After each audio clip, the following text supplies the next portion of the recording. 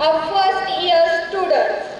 Let's give a big round of applause to our freshers.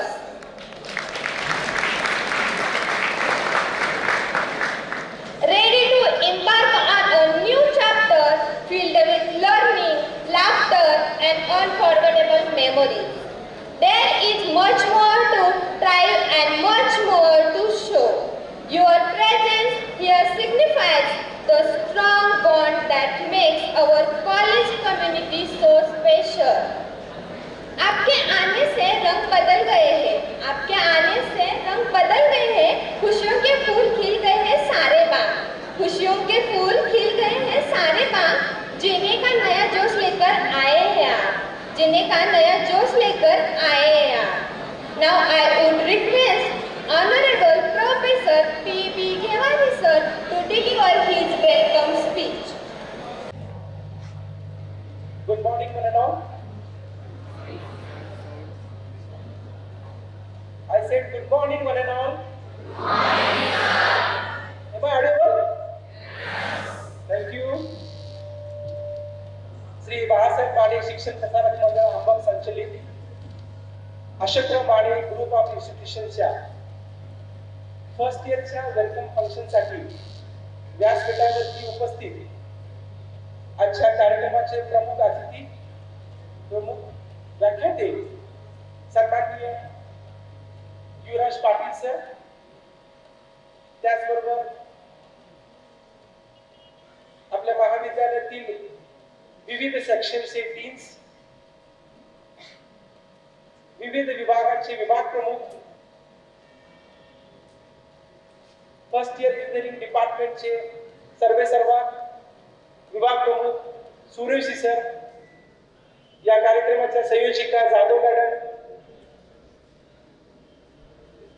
तुमच्यासाठी हे अतिशय उत्कृष्ट असं फंक्शन या ठिकाणी आयोजित केलंय ती सगळी ऑर्गनायझिंग कमिटी मेंबर्स, शिक्षक शिक्षकेतर बंधू भगिनी आणि माझ्या सर्व फर्स्ट इयरच्या फ्रेशर्स, विद्यार्थी विद्यार्थिनी यांचं सर्वप्रथम मी या कार्यक्रमामध्ये अशोकराव माने परिवारातर्फे सहर्ष स्वागत करतो.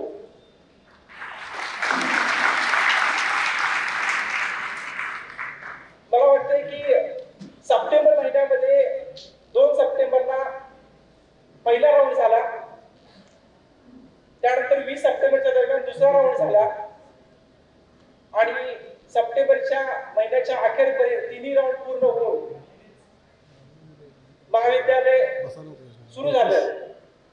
खरं म्हणतात तर हे फंक्शन ऑक्टोबर महिन्यामध्ये होणं अपेक्षित होतं, पण ऑक्टोबर महिन्यामध्ये कदाचित गणेश फेस्टिवल असेल, त्यानंतर दिवाळी फेस्टिवल असेल, यामुळे लांबच्या गावचे विद्यार्थी थोडेसे या ठिकाणी आज येऊ शकले नाही आणि मग आम्ही ठरवलं की नोव्हेंबर महिन्यामध्ये हे फंक्शन घ्यायचं. पण काही तांत्रिक अडचणीमुळे नोव्हेंबर महिन्यामध्ये पण फंक्शन झालं नाही आणि फंक्शन लांबणीवरती पडलं. आणि कदाचित आज असा योगायोग असेल की आजचे सन्माननीय प्रमुख पाहुणे युवराज पाटील सर हे आम्हाला आज व्याख्याते म्हणून लाभणार होते, म्हणून का होईना नवीन वर्षाच्या सुरुवातीला आणि पाहुण्यांच्या सुंदर अशा भाषणाने आपल्या ह्या जीवनाची सुरुवात व्हावी या दृष्टिकोनातून आज हे 1 जानेवारी 2025 रोजी तुमच्या शैक्षणिक वर्ष 2024-25 ची सुरुवात वेलकम फंक्शनच्या माध्यमातून या ठिकाणी होत आहे. धन्यवाद सर. आजच्या या कार्यक्रमासाठी प्रमुख वक्ते आपल्याला जे लाभलेले आहेत, साक्षात सरस्वती देवी त्यांच्या वाणीमध्ये आहे. एक उत्कृष्ट वक्ता, एक उत्कृष्ट लेखक, त्याचबरोबर आतापर्यंत 850 व्याख्याने त्यांनी केलेली आहेत. पालकांसाठीच एक सुंदर व्याख्यान त्यांचं सुप्रसिद्ध झालेलं आहे. असे प्रमुख पाहुणे लोकराजा शाहू संस्थेचे संस्थापक, मोटिवेशनल स्पीकर, काउन्सिलर, सुप्रसिद्ध लेखक सन्माननीय युवराज पाटील सर यांचं अशोकराव माने परिवारातर्फे आजच्या या कार्यक्रमामध्ये मी सहर्ष स्वागत करतो सर.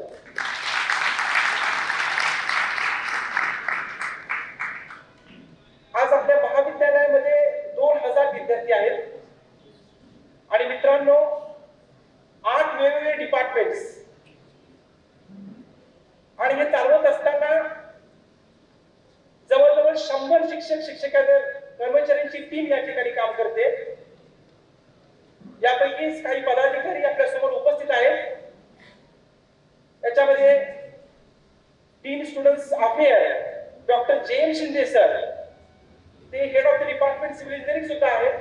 यांचे या कार्यक्रमामध्ये मनापासून सरचे स्वागत आहे सर.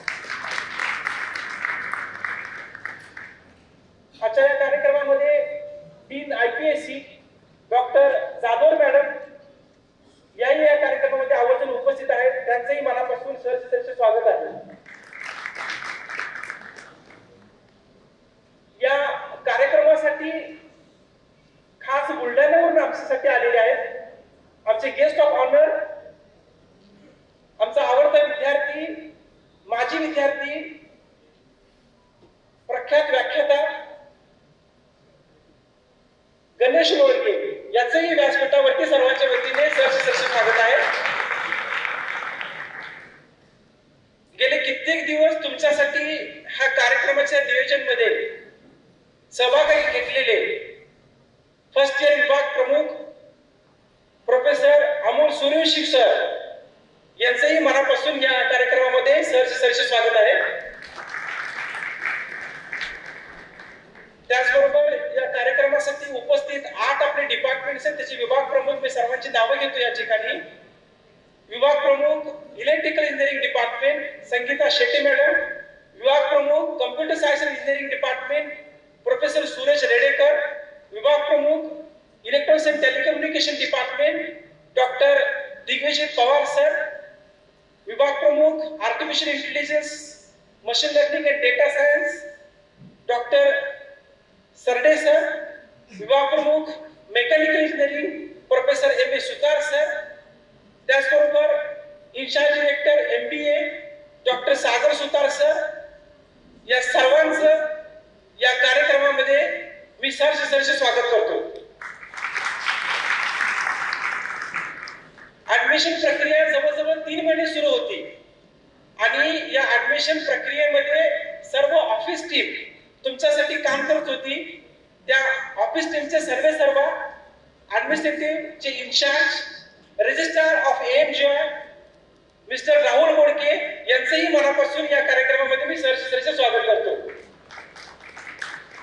या कार्यक्रमाच्या संयोजिका जाधव मॅडम, शिक्षक शिक्षकेतर बंधू फर्स्ट इयर डिपार्टमेंट, सर्व लॅब असिस्टंट, सपोर्टिंग स्टाफ यांचं सर्वांचंही मनापासून या कार्यक्रमामध्ये सरचे स्वागत आहे. आणि मित्रांनो, तुमच्यासाठी आज हा 1 जानेवारीचा दिवस आम्ही निवडला. तुमच्या नवीन वर्षाची सुरुवात छानपैकी व्हावी, नवा उत्साह, नवी उमेद, नवी स्वप्ने, नवी आशा आणि आज या नवीन वर्षी तुमच्या पूर्ण होत सर्व इच्छा आकांक्षा अशा शुभेच्छा देत या अशा शानदार कार्यक्रमामध्ये सर्व फ्रेशर्स आशाप्रमाणे परिवारातर्फे मनापासून मनापर्यंत हार्दिक सरचे स्वागत.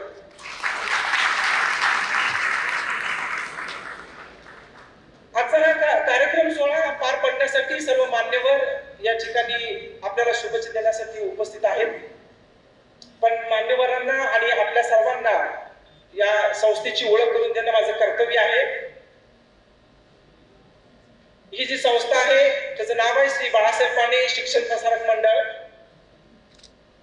आणि ही संस्था आमचे संस्थापक स्वर्गीय श्री अशोकराव माने साहेब यांनी 1980 साली सुरू केली. आज जवळजवळ 44 वर्ष झाली. या 44 वर्षांमध्ये या संस्थेअंतर्गत 25 शाळा महाविद्यालयांचा समावेश आहे.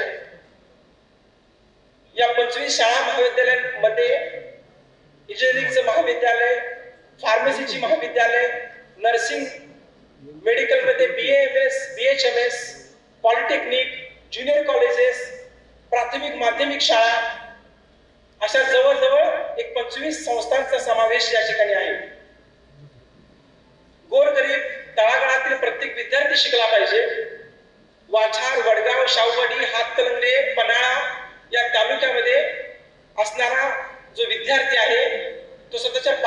सक्षमपणे उभा राहायला पाहिजे, त्याला व्यावसायिक शिक्षण प्राप्त झालं पाहिजे, शिक्षणाने त्याच्या घराची समृद्धी वाढली पाहिजे, समाज परिवर्तन झालं पाहिजे, या उद्देशाने ही संस्था सुरू केली.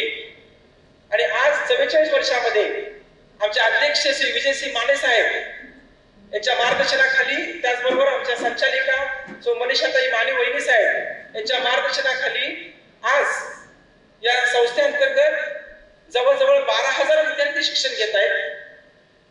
आणि या सर्वांना मार्गदर्शन करण्यासाठी जवळजवळ 1200 स्टाफ काम करतोय. अभिमानाने सांगू इच्छितो. Good morning. व्यासपीठावरील उपस्थित सर्व मान्यवर यांच्या विनंतीस मान देऊन आपण आजच्या कार्यक्रमाची सुरुवात करीत आहोत. नवा संकल्प, नवी दिशा, नवसंवाद, नवा विचार याने आपल्या 9 वर्षाची आपण सुरुवात करूया. सर्वांना प्रथम नवीन वर्षाच्या हार्दिक हार्दिक शुभेच्छा. आपली एक परंपरा आहे की आपण आपल्या महाविद्यालयामध्ये वेगवेगळे व्याख्याते विद्यार्थ्यांच्या मार्गदर्शनासाठी बोलवत असतो. त्याचाच एक भाग म्हणून आजच्या प्रथम वर्षाच्या वेलकम फंक्शनसाठी आजही आपण एक महाराष्ट्रामध्ये प्रसिद्ध असणारे व्याख्याते युवराज पाटील सरांना निमंत्रित केलं आहे. कमी अवधीमध्ये सरांनी आपलं इन्व्हिटेशन ऍक्सेप्ट केलं आणि सर आपल्या ठिकाणी आले. मला आणि आमच्या विद्यार्थ्यांना सर एक आनंद होतो की या प्रथम वर्षामध्ये असणाऱ्या पहिल्या कार्यक्रमासाठी आपण इथे आलात आणि आमच्या इथून पुढच्या करिअरच्या मार्गदर्शनासाठी, उज्ज्वल भविष्यासाठी तुम्ही आम्हाला थोडंसं मार्गदर्शन करणार आहात. त्यामुळे या प्रथम वर्षामध्ये होणाऱ्या पहिल्या व्याख्यानासाठी आपण आलात याची नोंद आम्हाला इथून पुढे कायमच्या आमच्या भविष्यातल्या करिअरसाठी राहणार आहे. मी थोडक्यात सरांची ओळख करून देतो. सरांचं संपूर्ण नाव आहे युवराज सुशीला दादासो पाटील. सरांचं शिक्षण एम.ए. पूर्ण झालेलं आहे. सर लोकराजा शाहू अकॅडमीचे संस्थापक आहेत. सरांनी खूप छान पद्धतीची पुस्तके लिहिलेली आहेत. त्याच्यामध्ये प्रेरणादायी वक्ता म्हणून सुद्धा सर फेमस आहेत. मानसशास्त्र, मराठी व इतिहासाचे अभ्यास विषय म्हणून सर सुद्धा प्रसिद्ध आहेत. MCD कोल्हापूर व पुणे यांच्या अंतर्गत होणाऱ्या व्यक्तिमत्व विकासाच्या कार्यशाळेसाठी सर मार्गदर्शक म्हणून काम करीत आहेत. पाणी पुरवठा व स्वच्छता विभाग महाराष्ट्र राज्य येथे साधन व्यक्ती म्हणून महाराष्ट्रातील अनेक जिल्ह्यामध्ये पाणी व स्वच्छता या विषयावर तज्ञ म्हणून सरांनी मार्गदर्शक म्हणून काम केलेलं आहे. स्पीड ब्रेकर व चंद्रप्रकाशाच्या झळा, टेन्शन फ्री व्हा या बेस्ट सेलर पुस्तकाचे सर लेखक आहेत आणि या तिन्ही पुस्तकांना सरांना आतापर्यंत अनेक पुरस्कार मिळालेले आहेत. प्रबोधन क्षेत्रातील कार्यास अनेक पारितोषिके व पुरस्कार सरांना प्राप्त झालेले आहेत. महाराष्ट्र व कर्नाटक येथे अनेक महत्वाच्या व्यासपीठावर महत्वाच्या सामाजिक विषयावर हजारो लोकांचे प्रबोधन सरांनी केलेले आहे. दूरदर्शन, आकाशवाणी, कोल्हापूर येथे सरांनी युवकांसाठी खूप छान असं मार्गदर्शन सुद्धा केलेलं आहे. Doctor DY Patil school of engineering Lohgaon Pune येथे सर 5 वर्षे विद्यार्थी समुपदेशक म्हणून काम सुद्धा सरांनी पाहिलेलं आहे. तर मित्रांनो, अशी एक खूप छान व्यक्तिमत्व आज आपल्या महाविद्यालयात प्रथम वर्षाच्या या वेलकम फंक्शनसाठी लाभलेलं आहे. तर जोरदार टाळ्या वाजून सरांचं आपल्या महाविद्यालयामध्ये पुन्हा एकदा सहर्ष स्वागत करूया. सहर्ष स्वागत करूया. सहर्ष स्वागत करूया. Welcome sir. त्याचबरोबर आज सरांच्या बरोबर ज्यांनी सरांची आम्हाला ओळख करून दिली, ज्यांनी सरांचं व्यक्तिमत्व आहे खूप छान मार्गदर्शन विद्यार्थ्यांना लाभेल अशी ओळख करून देणारे आमचे माजी विद्यार्थी जे सतत आम्हाला कायम मदत करत असतात, की ज्यांच्या नावातच श्री गणेश आहे आणि प्रत्येक कार्यक्रमाची सुरुवात ही गणेश टोळगे यांच्यापासून होत असते. तर आज मित्रांनो, तुम्हाला तुमच्या समोर 2 मिनिटात आपलं मार्गदर्शन करण्यासाठी सुद्धा गेस्ट ऑफ ऑनर म्हणून उपस्थित असणारे आमचे माजी विद्यार्थी श्री गणेश ज्ञानदेव लोळगे हे ह्या ठिकाणी उपस्थित आहेत. गणेश लोळगे दादांचं गाव नवे पारगाव आहे. त्यांचं शिक्षण आपल्याच महाविद्यालयातून MTech construction management BE civil असं पूर्ण झालेलं आहे. त्याचबरोबर सरांनी मास कम्युनिकेशन अँड जर्नलिझमचा शिक्षण पण पूर्ण करून घेतलेलं आहे. तंजावूर तामिळनाडू येथे झालेल्या राष्ट्रीय वक्तृत्व स्पर्धेमध्ये त्यांना भारतामध्ये प्रथम क्रमांक मिळालेला आहे. स्पीक फॉर इंडिया राष्ट्रीय वादविवाद स्पर्धेमध्ये सुद्धा सरांना प्रथम क्रमांक मिळाला आहे.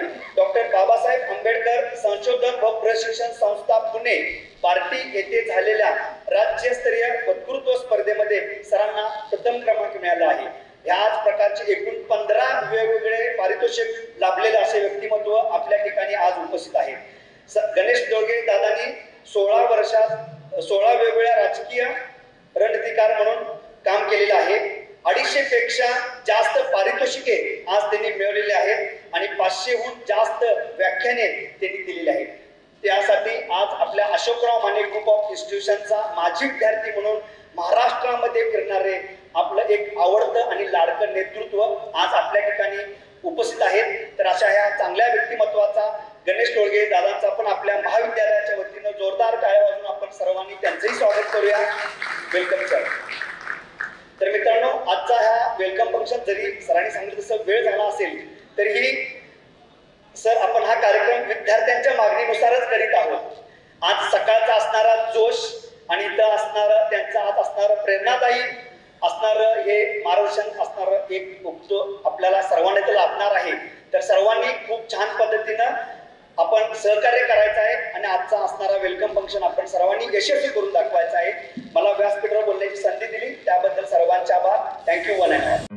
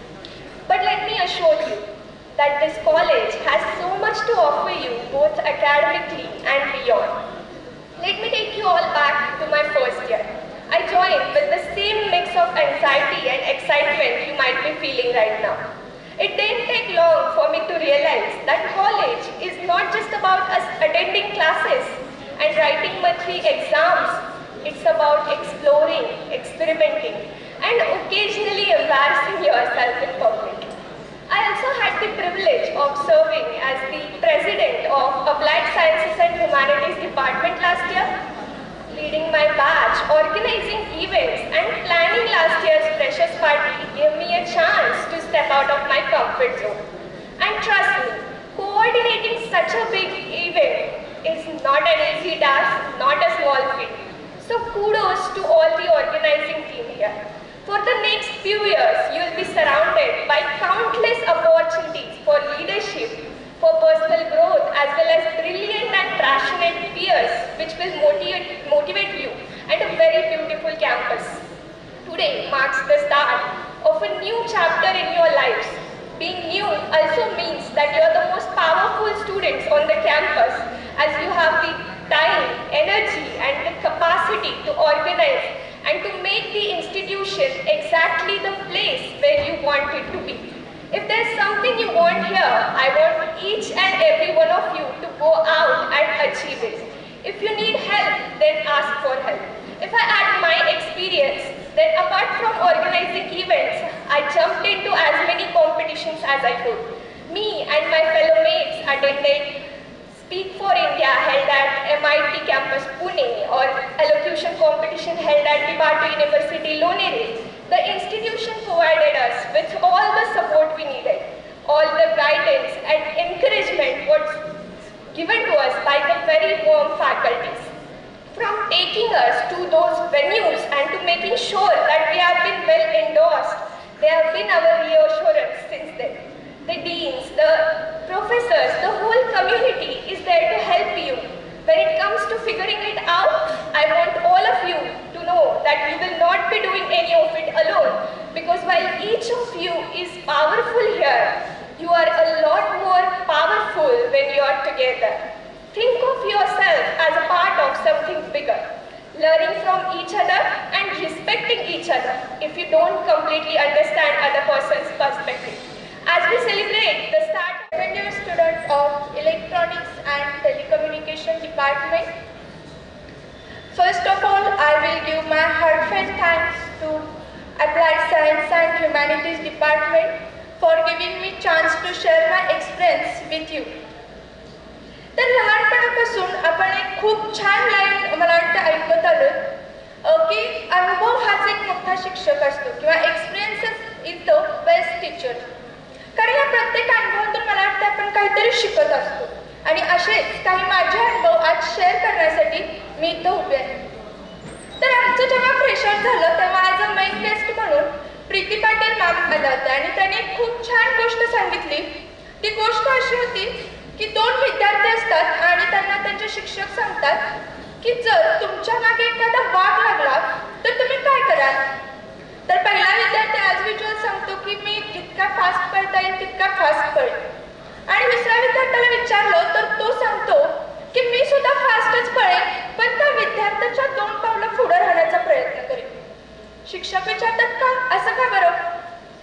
तर तो सांगतो पहिली गोष्ट म्हणजे हातची शिकार सोडून तो माझ्या मागे लागणार नाही, आणि दुसरी गोष्ट म्हणजे एकदा वाघाने शिकार केली की ती संपूपर्यंत तो दुसरी शिकार करत. ह्यातून घेण्यासारखा बोध काय आहे. तर आज तुम्ही आलात, पण जेव्हा एक प्लेसमेंटचा टाइम येईल तेव्हा तुमच्यासोबत अनेक विद्यार्थी असतील, पण तेव्हा तुमच्याकडे असं एखादं स्किल हवं की जे तुम्हाला बाकी स्टुडंटपेक्षा वेगळं स्टँड आउट करेल. अगदी माझंच सांगायचं म्हटलं तर मी सुद्धा 12वीपर्यंत काही असं फार अँकरिंग करत होते, पण वक्तृत्व स्पर्धा वगैरे असं काही जास्त करत नव्हते. पण मला फर्स्ट इयरमध्ये इतका छान गायडन्स मिळाला. मग ते आपले जयंत शिंदे सर असतील, हजारे सर असतील किंवा पसाले सर असतील, की त्यांच्यामुळे गेल्या 2 महिन्यात एक राज्यस्तरीय वक्तृत्व स्पर्धा झाली. तिथं सुद्धा माझा 2रा नंबर आला. त्याचबरोबर स्पीक फॉर इंडियाची जी पुण्याला कॉम्पिटिशन होती तिथं सुद्धा मी पार्टिसिपेट केलं होतं. मग ह्यातून सांगण्याची गोष्ट काय आहे, जोपर्यंत तुम्ही 100 गोष्टी ट्राय करत नाही तोपर्यंत तुम्हाला हे कळणार नाही की तुम्ही बेस्ट कशात आहे. आणि एक गोष्ट सांगायची म्हणजे आपल्या मागच्या 2 महिन्याची टेकफेस्ट नावाचा एक टेक्निकल इव्हेंट झाला. त्यामध्ये खूप छान, म्हणजे मला वाटतं प्रत्येक इव्हेंटमध्ये तुमच्या फ्रेशर्सचे फर्स्ट इयरचे नंबर आले होते. पण बऱ्याच स्टुडंटचं असं पण झालं असेल की घरातून छान तयारी करून आलात, प्रॅक्टिस व्यवस्थित झाली, पण स्टेजवरती गेल्यानंतर अचानक सगळं ब्लँक झालं, मध्ये मध्ये मराठी शब्द यायला लागले. आमचं पण असंच कुठं तर स्टार्टिंगला झालं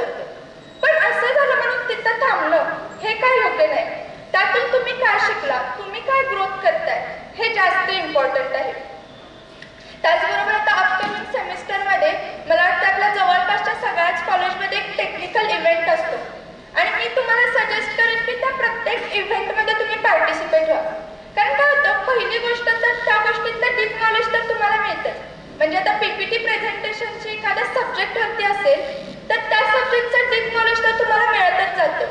पण त्याचबरोबर बाहेर गेल्यानंतर आपण कम्युनिकेट कसा करतोय, एटिकेट्स काय असतात किंवा प्रेझेन्स ऑफ माइंड किती महत्त्वाचं आहे, या बारीक बारीक गोष्टी आहेत त्या आपण त्या इव्हेंटमधून शिकत असतो. शेवटी जाता जाता मी असं सांगेन की डेस्टिनेशन 4 वर्षानंतरचं एक चांगली प्लेसमेंट तर आहेच, पण तिथंपर्यंत पोहोचण्याचा जो पाथ आहे तो सुद्धा तुम्ही छान एन्जॉय करा, स्टडीजवरती पण फोकस करा आणि मी तुम्हाला बेस्ट विशेष देते आणि इथंच थांबते. थँक्यू. मंडळ बब संचलित अशोक रमानी ग्रुप ऑफ इन्स्टिट्यूशन्सच्या नवीन वर्षाच्या इंजिनियर होऊ पाहणाऱ्या आणि या प्रवासाला सुरू केलेल्या अशा सर्व विद्यार्थ्यांच्या इंडक्शन प्रोग्राममध्ये तुम्ही सर्वांनी मला गेस्ट ऑफ ऑनर म्हणून बोलवलं, त्याबद्दल सर्वप्रथम मी आपल्या कॉलेजचे अगदी मनापासून आभार मानतो की त्यांनी मला या ठिकाणी माझा एक्सपिरियन्स शेअर करण्यासाठी बोलवलं. तर व्यासपीठावरील सर्वच मान्यवर, व्हाईस प्रिन्सिपल आदरणीय केबारी सर, जेम शिंदे सर, सर्व डिपार्टमेंटचे HOD, त्याचबरोबर डीन्स आणि सर्व फॅकल्टी मेंबर, असं म्हणतात की मंजिलें उन्हीं को मिलती है जिनके सपनों में जान होती है, यूं ही पंख होने से कुछ भी नहीं होता क्योंकि सिर्फ हौसलों से उड़ान होती है. हा बुलंद हौसला मनामध्ये घेऊन नव्या वर्षामध्ये पदार्पण करणाऱ्या सर्व भावी इंजिनियर्सना आणि सर्वांनाच सर्वप्रथम नववर्षाच्या हार्दिक हार्दिक शुभेच्छा देतो. एक उर्दू शाहीर आहे, त्यांचा खूप सुंदर शेर आहे की ते म्हणतात की हमारे नरमे में गर्मी बहुत ज्यादा है, नए बरस में नई जंग का इरादा है. प्रत्येक माणसाची एक सुरुवात, एक जंग ही स्वतःपासून, स्वतःच्या संघर्षापासून असते आणि प्रत्येकाचा तो संघर्ष पूर्ण केल्यानंतर आपल्या आयुष्याच्या एका चांगल्या टप्प्यावरती आपण पोहोचत असतो. तुम्हाला मार्गदर्शन करत असताना मी 5 ते 7 मिनिटांमध्ये मार्गदर्शन करणार आहे, कारण आजचे आपले प्रमुख पाहुणे आहेत आदरणीय युवराज पाटील सर, महाराष्ट्रभरातल्या अनेक वक्तृत्व स्पर्धांचे विजेते, अनेक व्याख्याने, त्याचबरोबर महाराष्ट्र शासनाचा ब्रँड अँबॅसेडर म्हणून ज्यांनी पाणी पुरवठा आणि स्वच्छता विभागाचं काम केलेलं आहे असे युवराज पाटील सर आलेले आहेत, त्यांना आपल्याला ऐकायचं आहे. त्यामुळे तुम्हाला सांगत असताना मला एक माझी जर्नी ॲज अ ॲल्युमिनी म्हणून आणि आज काय करतोय आणि मला इन्स्टिट्यूशनचा कशा पद्धतीनं मला आज फायदा होतोय या सगळ्या गोष्टींचा अनुभव फक्त तुमच्याशी शेअर करणार आहे. सगळ्यात प्रथम म्हणजे प्रत्येकाचं एखादं स्वप्न असतं, तुम्ही ज्या ज्या क्षेत्रामध्ये जाल तर त्या क्षेत्रामध्ये सर्वोच्च गाठायचं, बरोबर. तुम्ही कुठल्याही याच्यामध्ये जा, आपण छत्रपती शिवाजी महाराजांना आपण आदर्श मानतो सगळेजण, बरोबर. एक खूप सुंदर विचार आहे त्यामध्ये, असं म्हणतात की छत्रपती शिवाजी महाराज, शिवाजी हे केवळ नाव नाही, शिवाजी म्हणजे नेतृत्व नाही, शिवाजी म्हणजे कर्तृत्व नाही, तर शिवाजी हे सर्वोच्चतेचं परिमाण आहे. मला ज्या ज्या क्षेत्रात जायचं आहे त्या त्या क्षेत्रातला मला शिवाजी व्हायचा आहे, हा उद्देश, हा आदर्श आपल्या डोळ्यासमोर असतो. तुम्ही सुद्धा इंजिनिअरिंगला पदार्पण करत असताना तुम्ही नेमकं कोणत्या क्षेत्रामध्ये काय करणार आहात त्याचं एक स्पेशल गोल तुम्ही ठेवा आणि त्या गोलच्या अनुषंगाने तुम्ही स्वतःचे प्रयत्न करत राहा. APJ अब्दुल कलाम फार सुंदर म्हणायचे की low aim is a crime, बरोबर. छोटं ध्येय असणं हा गुन्हा आहे. त्यामुळे तुमचं ध्येय जर मोठं असेल तर तुम्हाला ध्येय गाठण्यासाठीची जी प्रवासाची शिडी आहे ही प्रवासाची शिडी चांगल्या पद्धतीने चढता येईल आणि तुम्ही आयुष्यात खूप चांगलं काहीतरी करू शकाल. माझा एक्सपिरियन्स शेअर करत असताना मला आवर्जून सांगायचं आहे, सरांनी मगाशी सांगताना सांगितलं की तंजावूर तामिळनाडू इथं झालेल्या राष्ट्रीय वक्तृत्व स्पर्धेमध्ये भारतामध्ये प्रथम क्रमांक मी कॉलेजला असताना मिळवलेला होता. कुठलंही क्षेत्र असू दे, आपलं एक एम असतं की तुम्हाला भारतात ऑल इंडिया रँक 1 यायचं. इलोकेशनच्या माध्यमातून मला ते आपल्या कॉलेजच्या संपूर्ण सपोर्टमुळं, पहिली गोष्ट म्हणजे मराठीतून असल्यामुळे मराठी खूप चांगलं होतं, पण इंग्लिशमधून बोलण्यासाठी जो सराव आहे त्याच्यासाठीची एक्सरसाइज आहे ही कॉलेजला आल्यानंतर घडत गेली. इंग्लिश डिपार्टमेंटचे सर असतील किंवा माझ्या डिपार्टमेंटचे सर, संपूर्ण कॉलेज स्टाफ यांचा खूप चांगला सपोर्ट मिळाला आणि तंजावूर तामिळनाडू इथं झालेल्या राष्ट्रीय वक्तृत्व स्पर्धेमध्ये मला भारतामध्ये प्रथम क्रमांक मिळाला. सांगण्याचा उद्देश हा मी स्वतःचं कौतुक करू इच्छित नाही, पण सर्वसामान्य नागरे पाटील फार सुंदर म्हणतात की खेड्यापाड्यातली पोरं ही रान फुलांसारखी असतात, त्यांना चांगली काळी कसदार जमीन, चांगला सूर्यप्रकाश मिळाला तर ती अशी बहरतात, अशी फुलतात की त्यांच्यामुळं भले भले अक्षरशः फिके पडून जातात. आपल्याकडे ती स्ट्रेंथ असते, फक्त आपल्याला न्यूनगंड बाजूला करून आपल्याला काहीतरी अचीव्ह करता येत नाही. दुसरी सगळ्यात मोठी अचीव्हमेंट होती कॉलेज लेवलच्या ह्याच्यातली, ती म्हणजे स्पीक फॉर इंडिया ही देशातली सर्वात मोठी वादविवादाची स्पर्धा होत होती, ज्याच्यामध्ये पुढे जायचं, बाऊलमध्ये चिठ्ठीत विषय असायचा, चिठ्ठी उचलायची आणि चिठ्ठीमध्ये जो काही विषय असेल तर त्या विषयावरती बोलायचं. District level round, zonal round, त्याच्यानंतरचा रिजनल राऊंड आणि त्याची फायनल जी कॉम्पिटिशन होती ही ताज हॉटेल मुंबईमध्ये झालेली होती. योगायोगानं कॉलेजचं प्रतिनिधित्व करताना जिल्हा जिंकला, रिजनल लेवल कॉलेजची स्पर्धा जिंकली, सेमीफायनल जुहूच्या एका रमाडा प्लाझा हॉटेलमध्ये झाली होती, ती जिंकली आणि फायनल इथं महाराष्ट्राचं प्रतिनिधित्व करण्याची संधी मला मिळाली आणि ते कार्यक्रम ऐकण्यासाठी स्वतः देवेंद्र फडणवीस साहेब होते. मला विशेष म्हणजे त्या स्पर्धेमध्ये सुद्धा मला क्रमांक मिळाला आणि त्याची एक स्पेशल स्पर्धा होती, ती म्हणजे महाराष्ट्राचा सर्वोत्कृष्ट लोकप्रिय वक्ता. म्हणजे जिथं काय तुम्हाला एखाद्या एंटरटेनमेंट शो मध्ये ज्याप्रमाणे असतं की तुम्हाला आवडत्या व्यक्तीसाठी, आवडत्या कंटेस्टंटसाठी तुम्हाला वोटिंग करायचं असतं. मला आवर्जून कॉलेजमधला तो प्रसंग सांगावासा वाटतो. मी आय गेस 3rd इयर किंवा लास्ट इयर इंजिनिअरिंगला असेल, त्यावेळी ही वोटिंग कॉम्पिटिशन सुरू झालेली होती आणि महाराष्ट्रभरातले अनेक जे काही होते, देशभरातले जे काही कंटेस्टंट होते ते होते. तर त्या संपूर्ण महाराष्ट्राचा most popular speaker of Maharashtra जे कॉम्पिटिशन होती, तर त्याच्यामध्ये 1,21,000 वोटिंग हे कॉलेज आणि कॉलेजच्या सपोर्ट मिळालेलं होतं आणि महाराष्ट्राचा मोस्ट पॉप्युलर स्पीकर झाला. सांगण्याचा मतितार्थ हाच आहे की तुम्ही टेक्निकल स्किल तर या माध्यमातून पुढे ग्रो करत जालच, पण त्याच्यासोबत तुमची जी काही कला आहे, तुमची जी काही पॅशन आहे ती जपायला अजिबात विसरू नका. कारण बऱ्याचदा काय होतं, एखाद्या वेळेला आपण फक्त टेक्निकल किंवा टेक्निकल ओरिएंटेड आपण हे करत राहिलो तर तुमची कला कुठेतरी मरून जाते. आज मी अजिबात असं म्हणणार नाही की तुम्ही तुमची कला जपत असताना टेक्निकलकडे दुर्लक्ष करा, असं अजिबात चालणार नाही. मला आवर्जून सांगायचं, कॉलेज लेवलला ज्या वेळेला होतो, एक्झाम लागल्यानंतर एकही वक्तृत्व स्पर्धा करायची नाही, एकही व्याख्यानात जायचं नाही, हे ठरवून नियम टाकलेला होता, म्हणून कुठला विषय राहिला नाही. चांगल्या पद्धतीनं चांगल्या मार्क्समध्ये पार पडलो. मला सांगायचा हाच आहे हेतू की कॉलेजमध्ये तुम्हाला टेक्निकल स्किलला तर प्रमोट केलं जाईलच, पण त्याच्या पलीकडे जाऊन तुमचे नॉन टेक्निकल स्किल्स काय आहेत तर ते स्किल सुद्धा चांगल्या पद्धतीने इम्प्रूव्ह करण्यासाठी तुम्ही स्वतःची मेहनत, स्वतःची जिद्द, स्वतःचे प्रयत्न आवर्जून दाखवा. 4 वर्ष म्हणजे आयुष्याचा सुवर्ण काळ. म्हणजे आज काय विचारलं तर सगळ्या इथला प्रत्येक जण, प्रत्येक स्टाफ जर कोण सांगत असेल तर सगळेजण आपली कॉलेज लाईफ खूप मिस करतात. धमाल करा, मस्ती करा, एन्जॉय करा, पण या सगळ्या बरोबर आपल्याला कुठं पोहोचायचं हे गोल मात्र विसरू नका.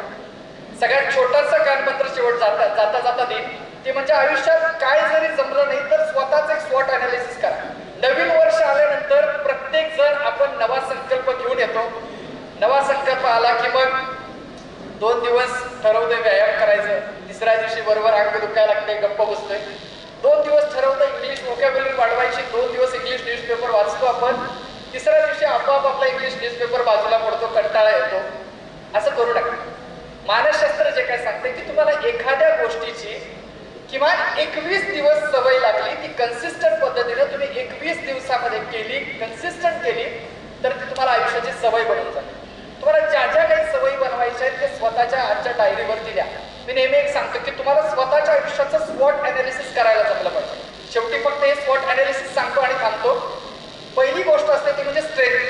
तुम्हाला स्वतःच्या आयुष्याची स्ट्रेंथ ओळखता आली पाहिजे. एखादा चांगला इथे येऊन अस्खलित बोलू शकतो, पण एखाद्याला पुढे आल्यानंतर बोलायला सांगितलं तर त्याचे पाय थरथर कापायला लागतात, हाताला घाम सुटतो, असं काही आहे. पण त्या माणसाला जर तुम्ही चांगल्या पद्धतीने लिहायला सांगितलं तर तो पेपरमध्ये इतकं चांगलं लिहिल की त्याच्या एवढे आउट ऑफ आउट मार्क कोणी मिळवू शकणार. ही प्रत्येकाची स्ट्रेंथ आहे. प्रत्येकाची स्ट्रेंथ ओळखायला शिका. मला सगळ्यात चांगलं काय जमतंय हा स्वतःचा चांगला पॉईंट जपायला शिका. छत्रपती शिवाजी महाराजांचं आपण उदाहरण घेतो कायम.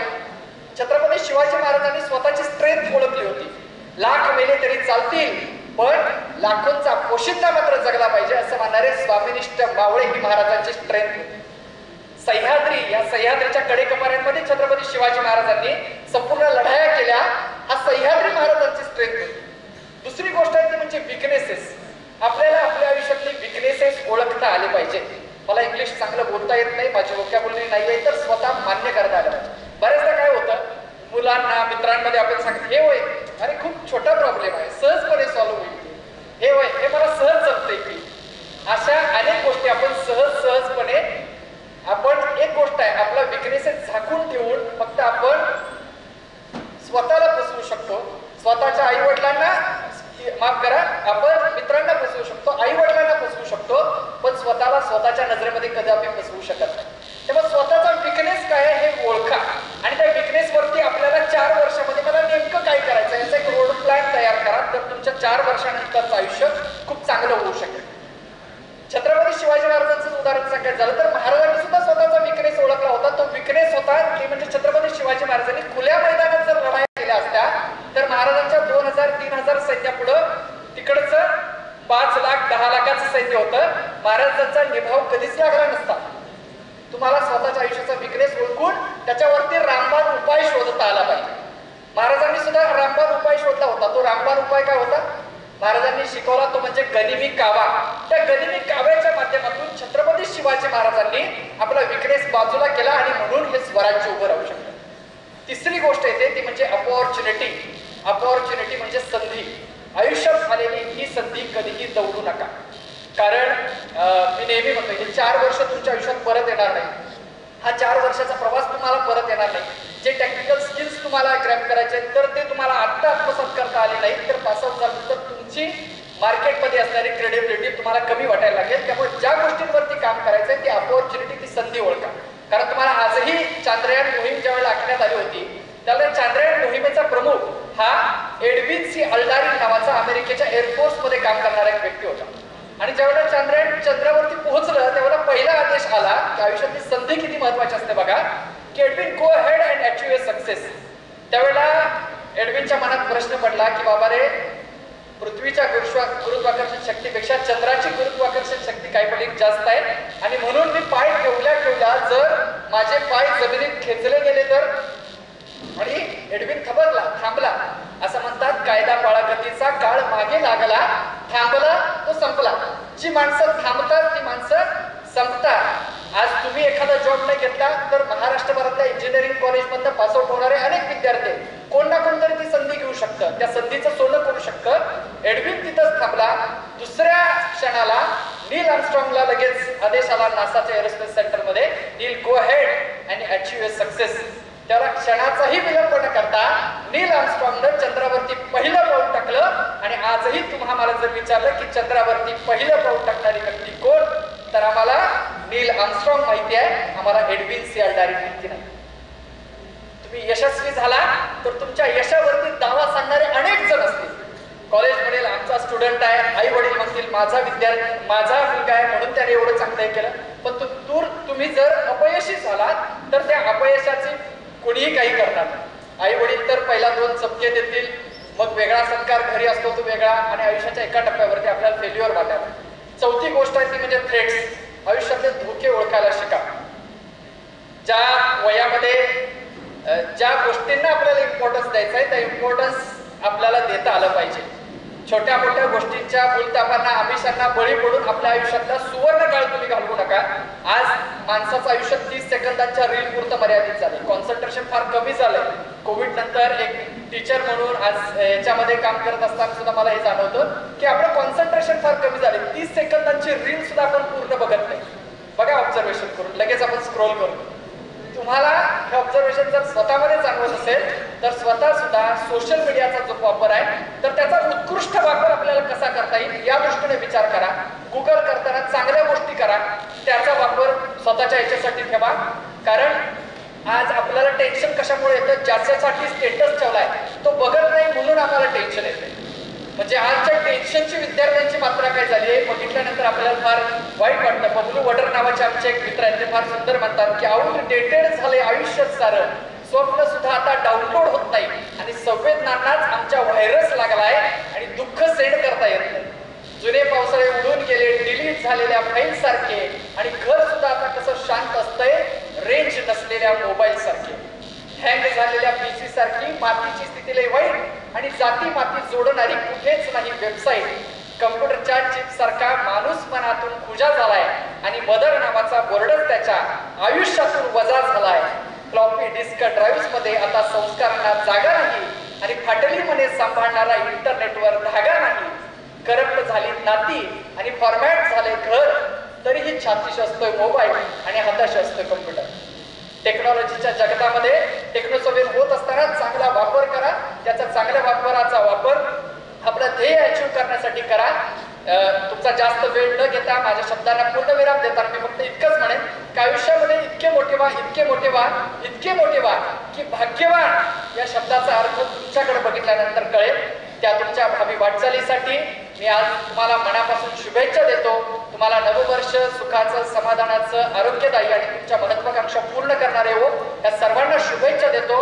आणि जाता जाता माझे कवी मित्र श्रीकांत मेडसिंगे यांच्या कवितेच्या ओळीमध्ये तुम्हाला शुभेच्छा देताना फक्त इतकंच म्हणेन की लढण्यासाठी तयार हो, झुंजण्यासाठी तयार हो. लढण्यासाठी तयार हो, झुंजण्यासाठी तयार हो. वेदनांचे पाश तोडून जिंकण्यासाठी तयार हो. भावनांचा मान ठेव, कर्तव्यांची जाण ठेव. भावनांचा मान ठेव, कर्तव्यांची जाण ठेव. बदलत चाललेल्या काळाच्या इशाऱ्याचे भान ठेव. भूतकाळाची राख झटकून, भूतकाळाची राख झटकून नाविन्याचा ध्यास हो. लढण्यासाठी तयार हो, झुंजण्यासाठी तयार हो. वेदनांचे पाश तोडून जिंकण्यासाठी तयार हो. बोचतात जे शब्दांनी काटे, जे म्हणतात ना तुम्हाला हे तुला जमणार नाही, तुला हे जमणार नाही, हे काटे लक्षात ठेव. बोचतात जे शब्दांचे काटे, त्यांना फक्त लक्षात ठेव. पाठीवरती हात ज्यांचे, त्यांना नेहमीच हृदयात ठेव. कष्टाची घे मशाल हाती आणि तुझाच तू प्रकाश हो. लढण्यासाठी तयार हो, झुंजण्यासाठी तयार हो. वेदनांचे पाश तोडून जिंकण्यासाठी तयार हो, जिंकण्यासाठी तयार हो, जिंकण्यासाठी तयार हो. धन्यवाद. जय हिंद, जय Maharashtra. For your motivational words. Now a much awaited moment has come. We all are very eager to listen our renowned chief guest Professor Yuvraj Sushila Dadaso Patil sir. So I would request all the students give him a big round of applause. I request chief guest to deliver valuable speech. Mane शिक्षण Prasarak Mandal, Ashokrao Mane group of institute, first इयरच्या welcome फंक्शनच्या कार्यक्रमाच्या निमित्तानं व्यासपीठावरती उपस्थित असलेले आजच्या कार्यक्रमाचे अध्यक्ष आणि व्हाईस प्रिन्सिपल माननीय घेवारी सर, त्याचबरोबर व्यासपीठावरती उपस्थित असणारे माननीय शिंदे सर, सूर्यवंशी सर, जाधव मॅडम, ज्यांच्यामुळं मला इथं उपस्थित राहता आला असा माझा मित्र माननीय गणेश लोळगे, उपस्थित सर्व प्राध्यापक, प्राध्यापकेतर सर्व मंडळी, विद्यार्थी, विद्यार्थिनी. खरं तर माझी मगाशी ओळख सांगत असताना जी सांगितलेली ओळख आहे ती ओळख आणि माझ्याकडे बघितल्यानंतर ओळखीतला पाहुणा हाच का, हा प्रश्न पडण्याची थोडी शक्यता आहे. म्हणून फक्त 2 महत्वाच्या बाबी या ठिकाणी नमूद करतो आणि मी विषयाकडे जातो. टाळ्या वाजवून मला थांबवावं लागणार नाही याची मी काळजी घेईन, इतपत बोलेन आणि थांबेन. आणि मी बोलत असलेला प्रत्येक शब्द तुमच्या आयुष्यासाठी अत्यंत महत्वाचा असेल याची काळजी घेईन आणि तितकंच बोलेन. मगाशी गणेश बोलत असताना मला काही वक्तृत्व स्पर्धांची आठवण होत होती. याचं कारण असं की वक्तृत्व स्पर्धांच्या मध्ये गणेश बोलायला उठून उभारल्यानंतर सर आपल्या कॉलेजचं नाव सातत्यानं ऐकत होतो. वक्तृत्व स्पर्धा करत असताना तो तुमच्या कॉलेजचा आरसा होता. इतका चांगला विद्यार्थी घडवणाऱ्या कॉलेजमध्ये आज बोलता येते याचा आनंद आहे. ज्या विषयाच्या संदर्भाने बोलणार आहे त्या विषयाच्या संदर्भाने बोलत असताना एका पुस्तकाच्या वाचनातला एक संदर्भ डोळ्यासमोर आला, तो तुमच्या समोर ठेवतो. विल्मा रुडॉल्फ नावाची एक मुलगी, वयाच्या 4थ्या वर्षी या मुलगीला लोहितांग ज्वर आणि निमोनिया नावाचे 2 आजार झाले. आणि या मुलगीला लोहितांग ज्वर आणि निमोनिया नावाचे 2 आजार झाल्यानंतर डॉक्टरांनी त्या मुलगीला सांगितलं, तिच्या आई वडिलांना सांगितलं, तिच्या पालकांना असं सांगितलं की ही मुलगी चालू शकणार नाही, ही कधीही उभं राहू शकणार नाही. आई वडिलांनी त्या मुलगीला घेतले आणि घराकडे आले. हळूहळू दिवस निघून जात होते. लहान असताना ती मुलगी तिच्या गल्लीतल्या तिच्या आजूबाजूच्या घरातल्या लहान मुलांच्या बरोबर खेळायची. साधारण 3-4 वर्ष उलटून गेले. 4-5 वर्षानंतर तिच्या बरोबर जी लहान लहान मुलं खेळत होती ती लहान लहान खेळणारी मुलं शाळेत जायला लागली. 4-5 वर्ष ज्या मुलांच्या बरोबर मुलींच्या बरोबर ती मुलगी खेळलेली होती ती सगळीच्या सगळी दिवसभर शाळेमध्ये जायची आणि ही एकटी घरामध्ये मुलगी असायची. तिला कंटाळा यायचा. एक दिवस संध्याकाळी ती आपल्या आईला असं म्हणाली की आई मला देखील शाळेत जायचंय. आईला अडचण वाटत होती की आपल्या मुलगीला चालता येत नाही, उभं राहता येत नाही, या मुलगीला शाळेमध्ये कसं पाठवायचं. पहिल्यांदा ते आईनं ऐकलं आणि त्याच्याकडे दुर्लक्ष करून ती आई रिकामी झाली. एकदा झालं, दोनदा झालं, तीनदा झालं आणि चौथ्या वेळेस मात्र त्या मुलगीनं आग्रह केला की आई काहीही घडलं तरी मला शाळेत जायचंय, तू मला शाळेत का पाठवत नाहीस. असं म्हटल्यानंतर त्या मुलीच्या आईनं त्या विल्माच्या आईनं रात्रभर विचार केला. दुसऱ्या दिवशी सकाळी सगळं आवरलं. 11 वाजता त्या मुलगीला उचललं, शाळेमध्ये नेऊन ठेवलं. संध्याकाळी 5 वाजता ती आई परत त्या शाळेमध्ये गेली आणि त्या विल्माला पुन्हा उचललं आणि घराकडे आणलं. आता दिवसभराचा दिनक्रम असा सुरू झाला. सकाळी आईनं लवकर उठायचं, त्या मुलीचं सगळं आवरायचं. 11 वाजता त्या मुलगीला उठवायची, उचलायचं, शाळेमध्ये नेऊन ठेवायचं, संध्याकाळी 5 वाजता घेऊन यायचं. काही दिवस गेल्यानंतर तुमच्या आमच्या आयुष्यामध्ये शाळेमध्ये असताना जो एक प्रश्न शिक्षकाने आम्हाला विचारला तो प्रश्न त्या मुलीच्या आयुष्यामध्ये देखील विचारला गेला. तो प्रश्न असा असतो, मोठं झाल्यानंतर तुम्हाला काय करायचंय किंवा तुमची स्वप्न काय आहेत. शिक्षकांनी वर्गामध्ये एक दिवस हा प्रश्न विचारला. पहिल्या मुलग्याला विचारलं, त्यानं सांगितलं मला इंजिनियर व्हायचं आहे. दुसऱ्याला विचारलं, त्यानं सांगितलं डॉक्टर व्हायचं आहे. तिसऱ्या मुलगीला विचारलं, तिनं सांगितलं इंजिनियर व्हायचं आहे. असं करत करत करत शिक्षक त्या विल्मापाशी आले आणि थोडा वेळ थबकले. त्यांना असं वाटलं की या मुलगीला आता प्रश्न विचारावा की नाही विचारावा, कारण कमरेतून ही कायमची पांगळे या मुलगीला उठून उभा राहता येत नाही. विचारायचं कसं, विचारलं तर तिला वाईट वाटेल का, म्हणून थोडा वेळ ते थबकले.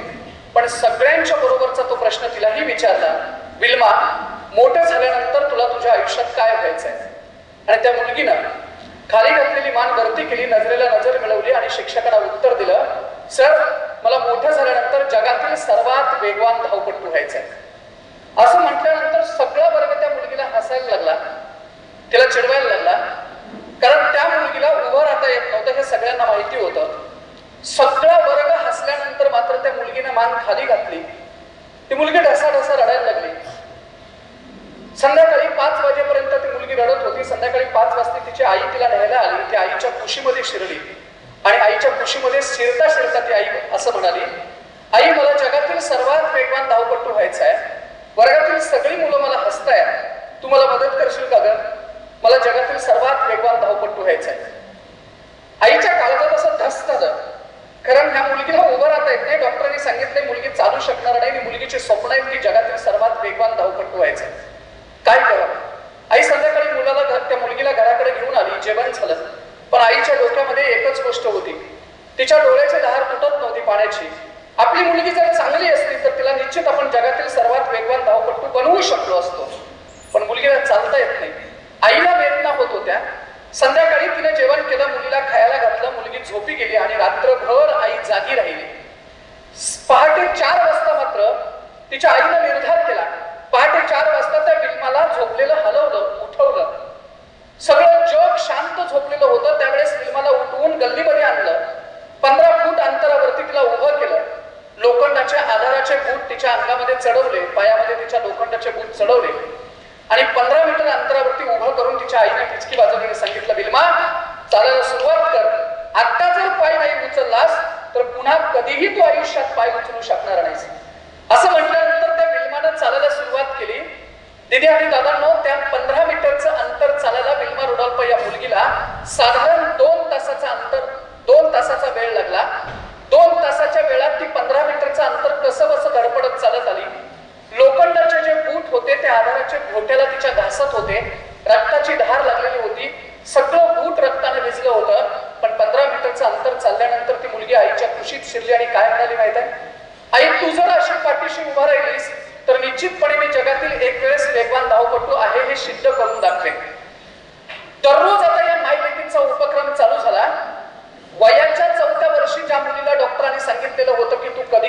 शकत नाहीस.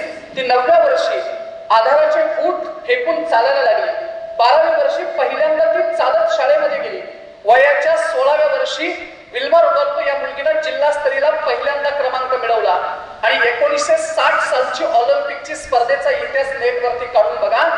ज्युटा हेन नावाच्या जागतिक क्रमवारीत पहिल्या नंबरवरती असणाऱ्या एका महिलेला हरवून 6 सुवर्ण पदक मिळवणाऱ्यांच्या यादीत विल्मा रुडॉल्फ नावाच्या या मुलीचं नाव आहे. मी उदाहरण याच्यासाठी सांगितलं, उदाहरण दिली आणि दादांना याच्यासाठी सांगितलं, तुम्ही तुमच्या आयुष्याची स्वप्न जर ठरवलेली असतील आणि त्या स्वप्नांचा पाठलाग करण्यासाठी जर तुम्ही तयार असाल तर जगातलं कुठलंही स्वप्न तुम्ही सत्यात उतरवू शकता. एवढ्या धाडस आणि एवढी ताकद तुमच्याकडे दिलेली असते. पहिल्यांदा आम्हाला ते स्वप्न ठरवता यायला पाहिजे. विल्मा रुडॉल्फ नावाच्या मुलगीनं जगातल्या सगळ्यात वेगवान धावपटू होण्याचं स्वप्न ठरवलं. फक्त ते स्वप्न ठरवलं नाही तर ते स्वप्न पूर्ण करण्यासाठी ज्या ज्या गोष्टी करायला पाहिजेत त्या सगळ्या गोष्टींचा पाठपुरावा केला. माझ्या समोर असलेले विद्यार्थी जे आहेत ते सगळे स्वप्न ठरलेले असतात सर, पण आमची स्वप्न भिंतीवरती आम्ही टांगून ठेवतो. 8-15 दिवसानंतर त्या स्वप्नांच्या वरती धूळ चढते आणि स्वप्न पूर्ण होण्यासाठी ज्या रस्त्यावरती चालायला पाहिजे तो रस्त्यावरती आम्ही चालत नाही, तो रस्ता आम्ही विसरून जातो. बऱ्याच वेळा हे धाडसानं सांगतोय, काही लोकांची स्वप्नच ठरलेली नसतात. आपल्या अभ्यासाच्या खोलीमध्ये कशाची चित्र चिकटवलेली असतात, मोबाईलवरचे वॉलपेपर नेमके कोणते आहेत हे एकदा तपासून घ्या. कदाचित ती आमच्या आयुष्याची स्वप्न असू शकतात. तुमची स्वप्न ठरली की ती एकदा ठरवायची आणि ती पूर्ण करण्यासाठी ज्या ज्या गोष्टींचा पाठपुरावा करावा लागतो, ज्या ज्या रस्त्यावरती चालावं लागतं त्याच्यावरती लक्ष केंद्रित करून चालायचं. मग स्वप्न पूर्ण करण्यासाठी तेवढ्या क्षमता तुमच्याकडे दिलेल्या आहेत. जसं मगाशी गणेश दादा म्हणाला की त्या क्षमतांची जाणीव होणं हे फार गरजेचं आहे. त्याचं कारण गुरुत्वाकर्षण कक्षेचा शोध लावणाऱ्या न्यूटननं आंब्याच्या झाडाखाली बसून तो वाट नव्हता बघत की आता आंबा खाली पडणार, आता सफरचंद ते खाली पडणार सफरचंदाच्या झाडाखाली आणि मग आपण गुरुत्वाकर्षण कक्षेचा शोध लावणार. क्युरिओसिटी नावाची गोष्ट त्याच्याकडे होती. सफरचंद पडल्या पडल्या त्याची जिज्ञासा जी आहे ती चालू झाली आणि मग त्या शोधाचा जन्म झाला. तसं तुमच्याकडे असलेल्या क्षमतांची जाणीव होणं ही सगळ्यात मोठी काळाची गरज आहे. काय क्षमता आहेत, किती क्षमता दिले आणि त्या क्षमता ओळखणं का गरजेचं आहे त्याचं कारण सांगतो. तुमच्या हातामध्ये जो मोबाईल आहे ना त्या मोबाईलमध्ये 264 जीबीचं मेमरी कार्ड आहे. ते 264 जीबीचं मेमरी कार्ड भरत नाही म्हणून अनेकांची धडपड चालू असते. तुझं ब्लूटूथ ऑन कर, शेअरिंग ऑन कर, तिकडली लिंक पाठव, फ्री डाउनलोड कशातनं होते ती लिंक पाठव. हा मोबाईलचं मेमरी कार्ड भरत नाही म्हणून आपली धडपड चालू असते. निसर्गानं मेंदू नावाचं मेमरी कार्ड दिलंय. त्या मेमरी कार्डची कपॅसिटी किती आहे माहित आहे? मी म्हणत नाही, शास्त्रज्ञ असं सांगतायत 40,000 जीबी कपॅसिटीचं मेमरी कार्ड आहे. 200 जीबी भरत नाही म्हणून आपली धडपड आहे. 40,000 जीबी कपॅसिटी मधलं शास्त्रज्ञांचा मेंदू 8% वापरलाय. आपला मेंदू आपण किती टक्के वापरला एकदा बघून घ्या. मी स्वतः मायनस मध्ये आहे, तुम्ही चेक करायला हरकत नाही. 40,000 जीबी कपॅसिटीचं मेमरी कार्ड आहे. ते भरण्यासाठी किती धडपड करायला पाहिजे? त्यातलं काही टक्के जरी वापरलं तरी आपल्या आयुष्यात अपेक्षित असणारं यश आपल्याला मिळतं. केवढ्या क्षमता दिलेत बघा. माझा साधा प्रश्न आहे, या प्रश्नाचं उत्तर तुम्ही देऊ नका पण शोधा. आई वडिलांच्याकडून आणि निसर्गाकडून आलेल्या क्षमतांचा 100% वापर केलेले किती विद्यार्थी माझ्या समोर आता येत आहेत? मी 100% म्हणालो. त्याचं उत्तर नाही असं. तुम्ही जेवढ्या क्षमतांचा वापर करता तेवढं यश तुमच्याकडे. जर 70% क्षमतांचा वापर केला असेल तर मार्कलिस्टवरच्या तुमच्या गुणांचा आकडा 70% असतो. जर तुम्ही 100% वापर केला असेल तर कदाचित तिथं ते 100% दिसेल. आई वडिलांच्याकडून आणि निसर्गाकडून आलेल्या या क्षमतांचा 100% वापर करणं गरजेचं आहे. इथं हृदय नावाची गोष्ट आहे. ते हृदय किती क्षमतेचं आहे माहिती आहे तुम्हाला? आता हृदयाचं काम काय? खरं तर तो सर पंप आहे. पंप दिवसाला 3 एकर शेती पाण्यानं भिजू शकेल एवढं ते दिवसाला रक्त उपसतं. रक्त जसं पाण्याचा शेतातला पंप असतो तो दिवसाला पाणी उपसतो, 3 एकर शेती भिजू शकेल एवढं तो पंप पाणी उपसतो, तेवढं हे दिवसाला रक्त उपसतं. रक्त समजा ते जर असं म्हणालं तर 2 मिनिट विश्रांती घेतो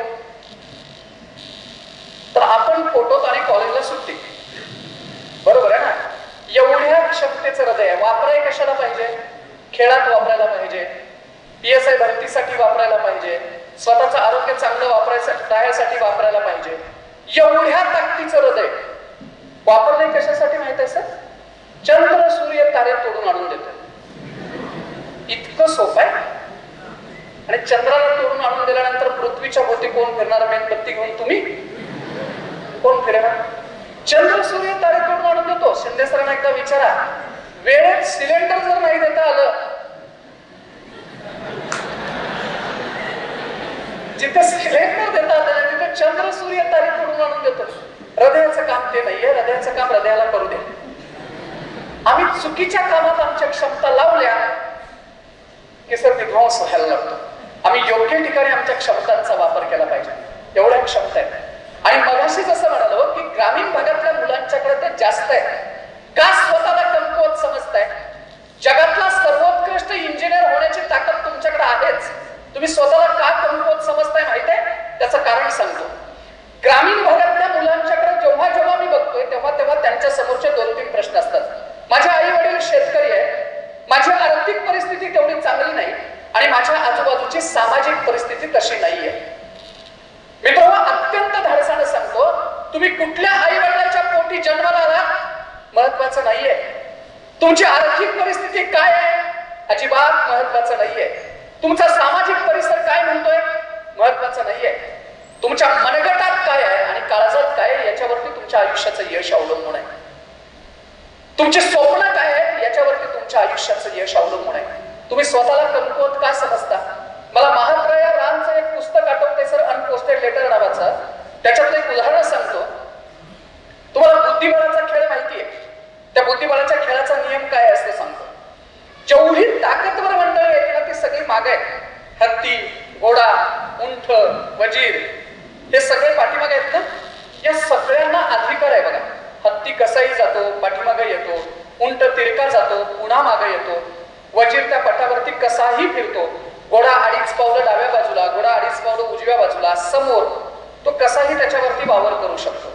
आता याच्या पुढच्या बाजूला जे आहे ते काय काय प्यादळ, त्याला आपण काय म्हणतो? सैनिक. त्या सैनिकाला किती अधिकार आहेत? ते चालताना एक घर चालतं, मारताना एक घर तिरकं मारतं. ते पुढे जाऊ शकत नाही अचानकपणे 2-3 पावलं, पाठीमागे येऊ शकत नाही, आडवं जाऊ शकत नाही किंवा एकाच वेळेस 2 पावलं ते जाऊ शकत नाही. माझा प्रश्न असा आहे, बुद्धिबळाच्या पटावरच सगळ्यात कमकुवत असलेली गोष्ट कुठली आहे? बोला. प्यादळ. बुद्धिबळाच्या पटावरच सगळ्यात कमकुवत असलेली गोष्ट प्यादळ. चूक. बुद्धिबळाच्या पटावरती सगळ्यात ताकदवर जर कोण असेल तर ते प्यादळ आहे. कसं ते सांगतो. जर ते प्यादळ 6 घरं सुरक्षित पद्धतीनं वाटचाल करत करत करत करत शेवटच्या घरात गेलं तर तुमचा मेलेला वजीर देखील पुन्हा पटावरती तुम्ही घेऊ शकता. याचा अर्थ असा आहे, प्याद्यात वजीर होण्याची ताकद आहे. तुम्ही जर आत्ता स्वतःला कमकुवत समजत असाल, तुम्ही आत्ता प्यादा असाल तर अत्यंत धाडसानं सांगतो, इथून पुढच्या आयुष्याची फक्त 6 वर्ष तुम्ही जर सुरक्षित पद्धतीने वाटचाल केली तर तुम्ही तुमच्या आयुष्याचे वजीर झाल्याशिवाय राहत नाही. 100% तुम्ही तुमच्या आयुष्याचे वजीर होता. आता गंमत काय? हे इंजिनिअरिंग कॉलेजवर बोलतोय म्हणून सांगतो सर. ती गंमत अशी आहे, 6 घर तुम्हाला सुरक्षित जायचं. चकाकणाऱ्या गोष्टीला सोनं मानायचं नाही. कपडे कुणाचीही घालू दे आणि सेंट कुठलाही मारू दे. स्वतःच्या स्वप्नांच्याकडे दुर्लक्ष होता कामा नये. आई वडिलांची स्वप्न, आई वडिलांची ध्येय, आई वडिलांनी पाठवलेल्या ज्या गोष्टीसाठी आहे ती गोष्ट डोळ्यासमोर हलता कामा नये. तुम्ही तुमच्या वेळेचा वापर करायला हवा आणि तुम्ही नियोजन योग्य पद्धतीने करायला हवं. ही 6 घरं जर तुम्ही चालत योग्य पद्धतीने गेलात तर तुम्ही तुमच्या आयुष्याचे वजीर झाल्याशिवाय राहत नाही. आम्हाला ही 6 घरं व्यवस्थित चालता आली पाहिजे.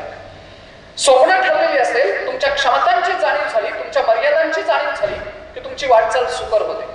हा काळ जो आहे ना तो काळ तुमच्यातला सगळ्यात महत्वाचा काळ आहे. त्याचं कारण इथे इमॅजिनेशनला महत्व अधिक येतं आणि तुमची इमॅजिनेशन खूप मोठ्या पातळीवरती जाते.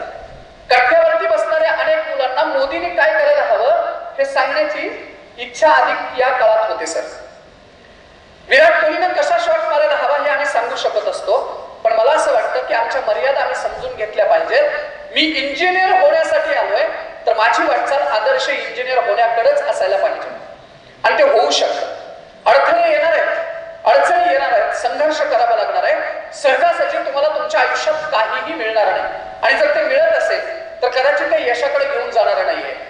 आजूबाजूला जर तुम्ही बघितलं तर संघर्ष करणारा प्रत्येक माणूस यशस्वी झालाय हे आम्हाला आमच्या महापुरुषापासून आणि यशस्वी झालेल्या प्रत्येक माणसानं आम्हाला दाखवून दिलंय की संघर्ष करणारा प्रत्येक माणूस यशस्वी झालाय. मध्यंतरी सोशल मीडियामध्ये मी एक व्हिडिओ बघितला होता सर, तुम्ही देखील कदाचित या व्याख्यानानंतर तो बघा. एका दिग्दर्शकानं तो व्हिडिओ शूट केलाय. रात्री 12 वाजता दिल्लीच्या रस्त्यावरती एक दिग्दर्शक प्रवास करत आहेत. आपल्या गाडीतून त्यांनी तो व्हिडिओ शूट केलाय. एक मुलगा रस्त्यावरती रात्री 12 वाजता धावतोय. दिग्दर्शक त्याला तो व्हिडिओ शूट करता करता विचारतायत, बाळा का धावतोयस? तो मुलगा म्हणतो की मी दररोज रात्री 12 वाजता धावतो. दिग्दर्शक म्हणतात, अरे पण धावतोयस का, त्याचं कारण काय? तो मुलगा म्हणतो की मला आर्मी भरती व्हायचंय. दिग्दर्शक पुन्हा विचारतात, अरे रात्री 12 वाजलेत, आता कशासाठी धावतोयस? त्याच्याऐवजी गाडीत बस, आजचा दिवस माझ्या बरोबर जेवण कर, मी तुला घरापर्यंत सोडतो. तो मुलगा म्हणतो, नाही, रुटीन बिघडेल माझं. रुटीन बिघडेल म्हणजे तू दररोज धावतोयस? तर तो हो, पण रात्री 12 वाजता का, तू सकाळी का धावत नाहीस? तो मुलगा सांगतो, इथं दिल्लीच्या मॅकडोनल्ड नंबर सेक्टर 16 मध्ये मी सर काम करतोय. सकाळी 8 वाजल्यापासून रात्री 11 पर्यंत मला धावण्यासाठी हीच वेळ मिळते. दिग्दर्शक म्हणतात की अरे बस आजचा दिवस गाडीत, माझ्या बरोबर जेवण कर, तुला आजचा दिवस तुझं रुटीन बिघडू दे, मी तुला सोडतो घरी. तो मुलगा म्हणतो, नाही सर, मी तुमच्या बरोबर जेवू शकत, कारण मला घरात जाऊन जेवण करावं लागेल. ते दिग्दर्शक विचारतात, असं का? तो म्हणतो की भाऊ रात्रपाळीला कामाला गेलाय. दिग्दर्शक विचारतात, आई नाही घरामध्ये? तो सांगतो, आई उत्तराखंड मध्ये दवाखान्यामध्ये ऍडमिट आहे. आई उत्तराखंड मध्ये दवाखान्यामध्ये ऍडमिट आहे. थोरला भाऊ रात्रपाळीला कामाला गेलाय. आणि हे 18-19 वर्षाचं प्रदीप मेहरा नावाचं पोरग स्वतःच्या आयुष्याची स्वप्न पूर्ण करायला रात्री 12 वाजता रस्त्यावरती धावतोय. कदाचित हे व्याख्यान झाल्यानंतर तो व्हिडिओ बघून घ्या. मित्रांनो, 19व्या वर्षाच्या मुलाला त्याची जाणीव आहे की मी जन्माला कशासाठी आलोय, माझी आर्थिक परिस्थिती काय आहे, माझ्या आई वडिलांची परिस्थिती काय आहे आणि मला काय करायला पाहिजे. संघर्ष करणाऱ्या प्रत्येक माणसाला त्याच्या आयुष्यात यश मिळतं, पण संघर्षात तुमच्या जाणीवात जागे असणं फार गरजेचं आहे. या काळामध्ये सगळ्यात मोठी जर गोष्ट कुठली असेल तर जसं मगाशी म्हणालो, कल्पनेचे वारू तुमच्या मेंदूमध्ये उधळत असतात आणि तुम्हाला वास्तवाच्या चटक्यांची जाण न होणारा हा काळ आहे.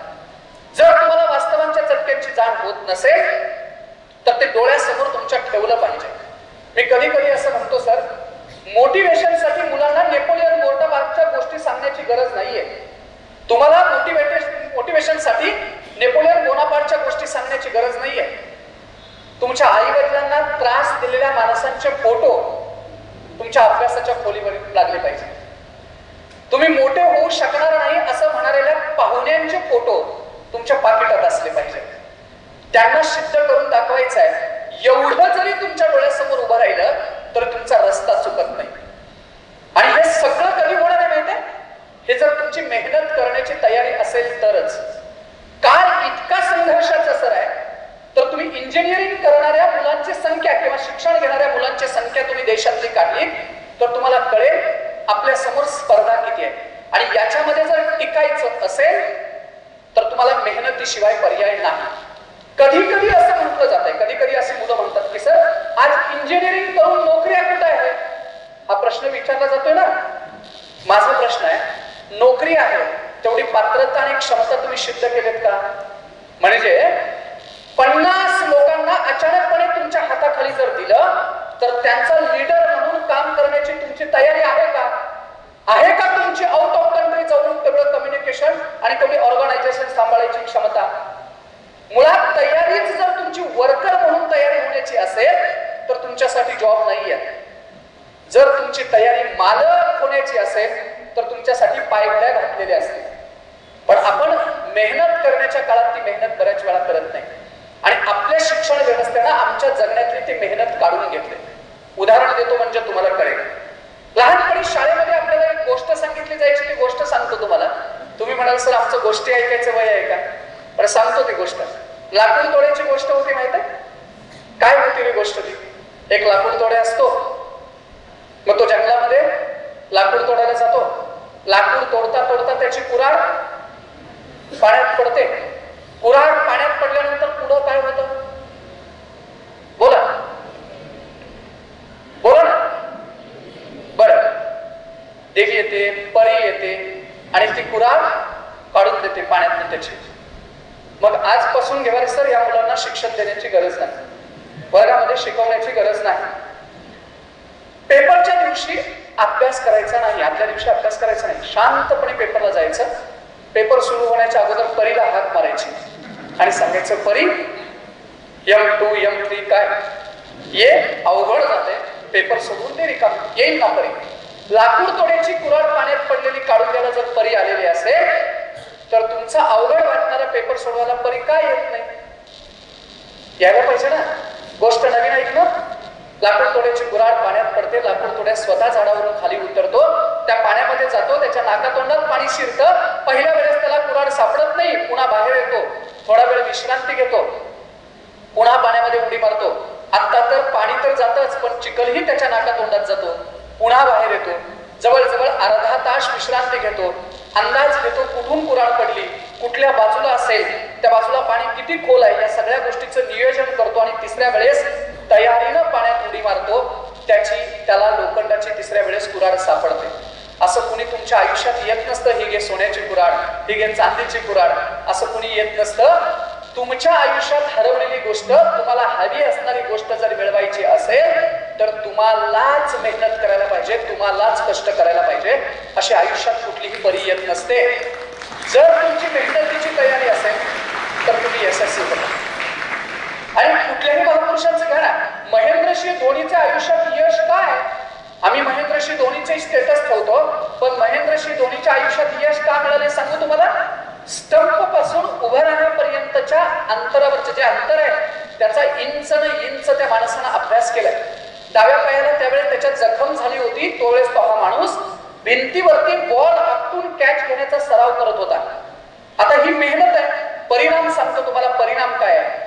महेंद्रसिंह धोनी मैदानात आहे, महेंद्रसिंह धोनी मैदानात आहे आणि आऊटचा अपील जर कोणी केला तर अंपायर देखील कधी कधी धोनीकडे बघतं, याची रिॲक्शन काय?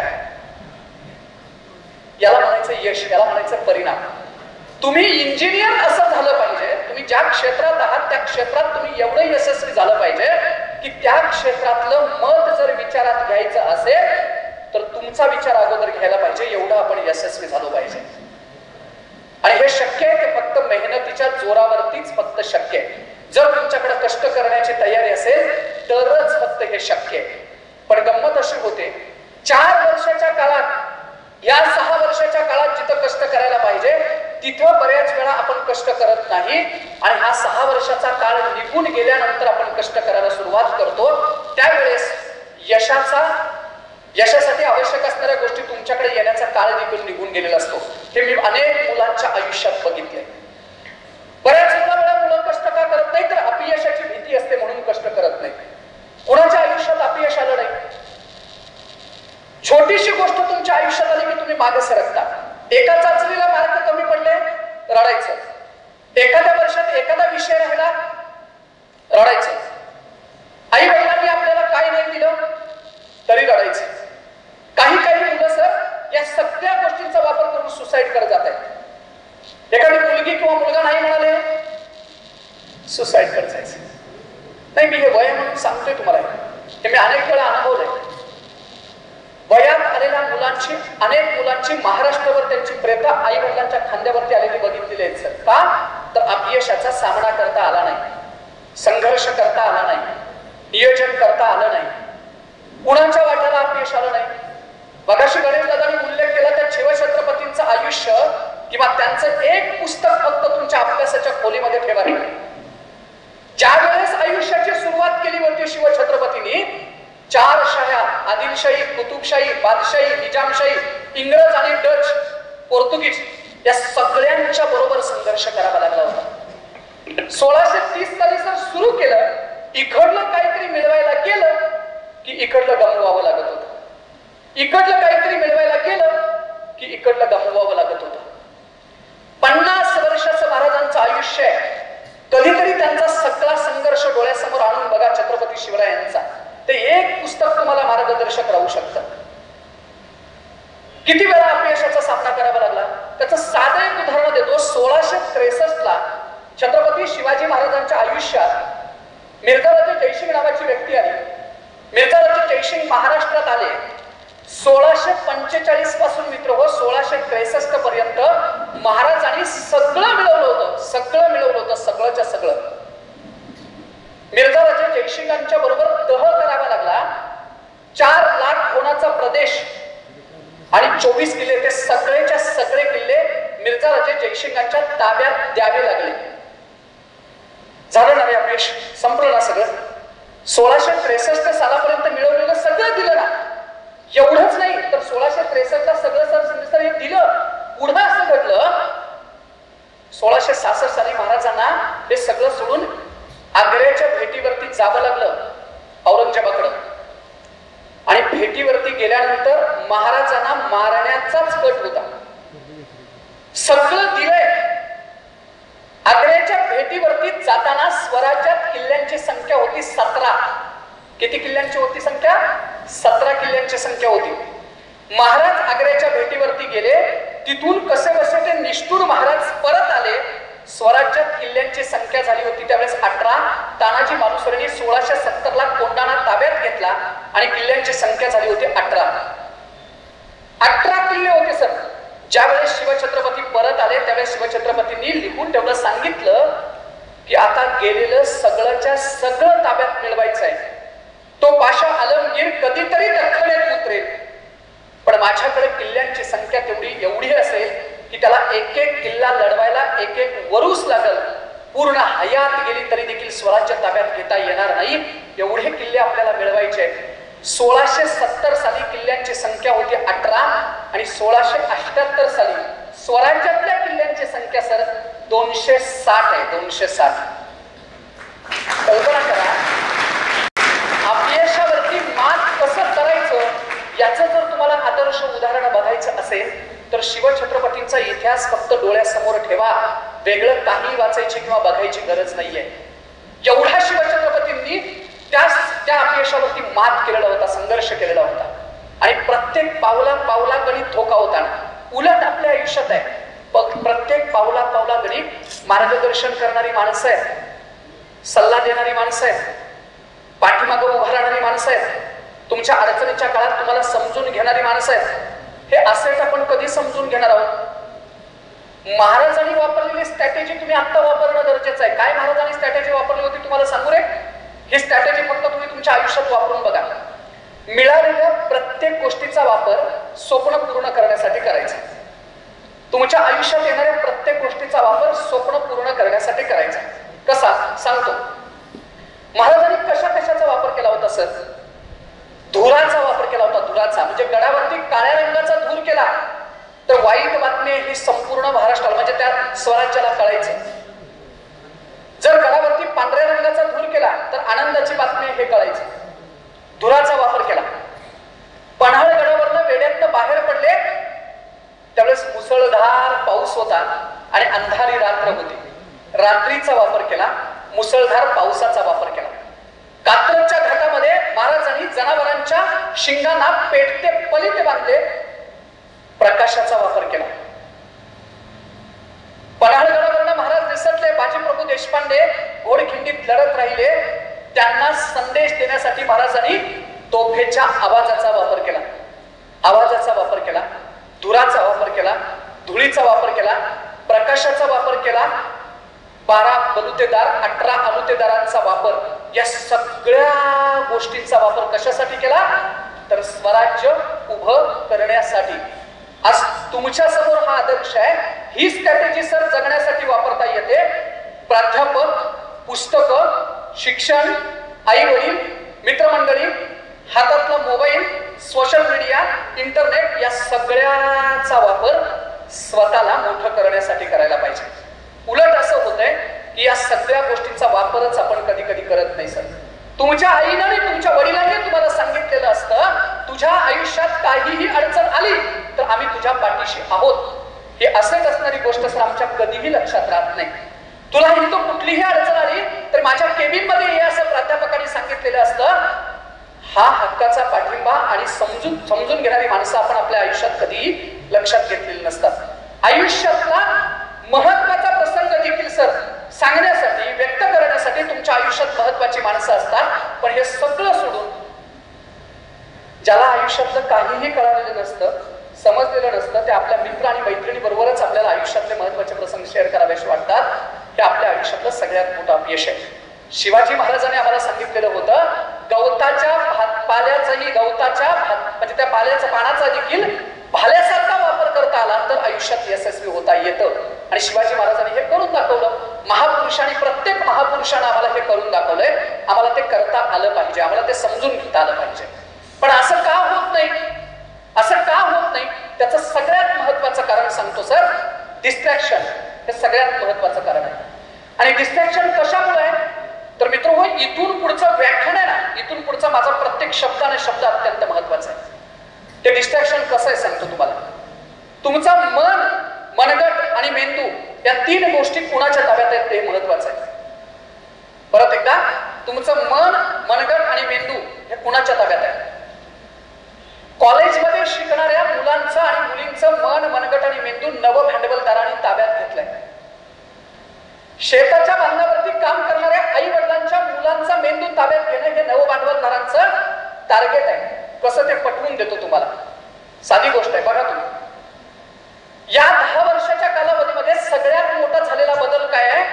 तर एकाग्रता नावाची गोष्ट मुलांच्या आयुष्यातली संपली. आणि ते संपवण्यासाठी कोण कारणीभूत आहे?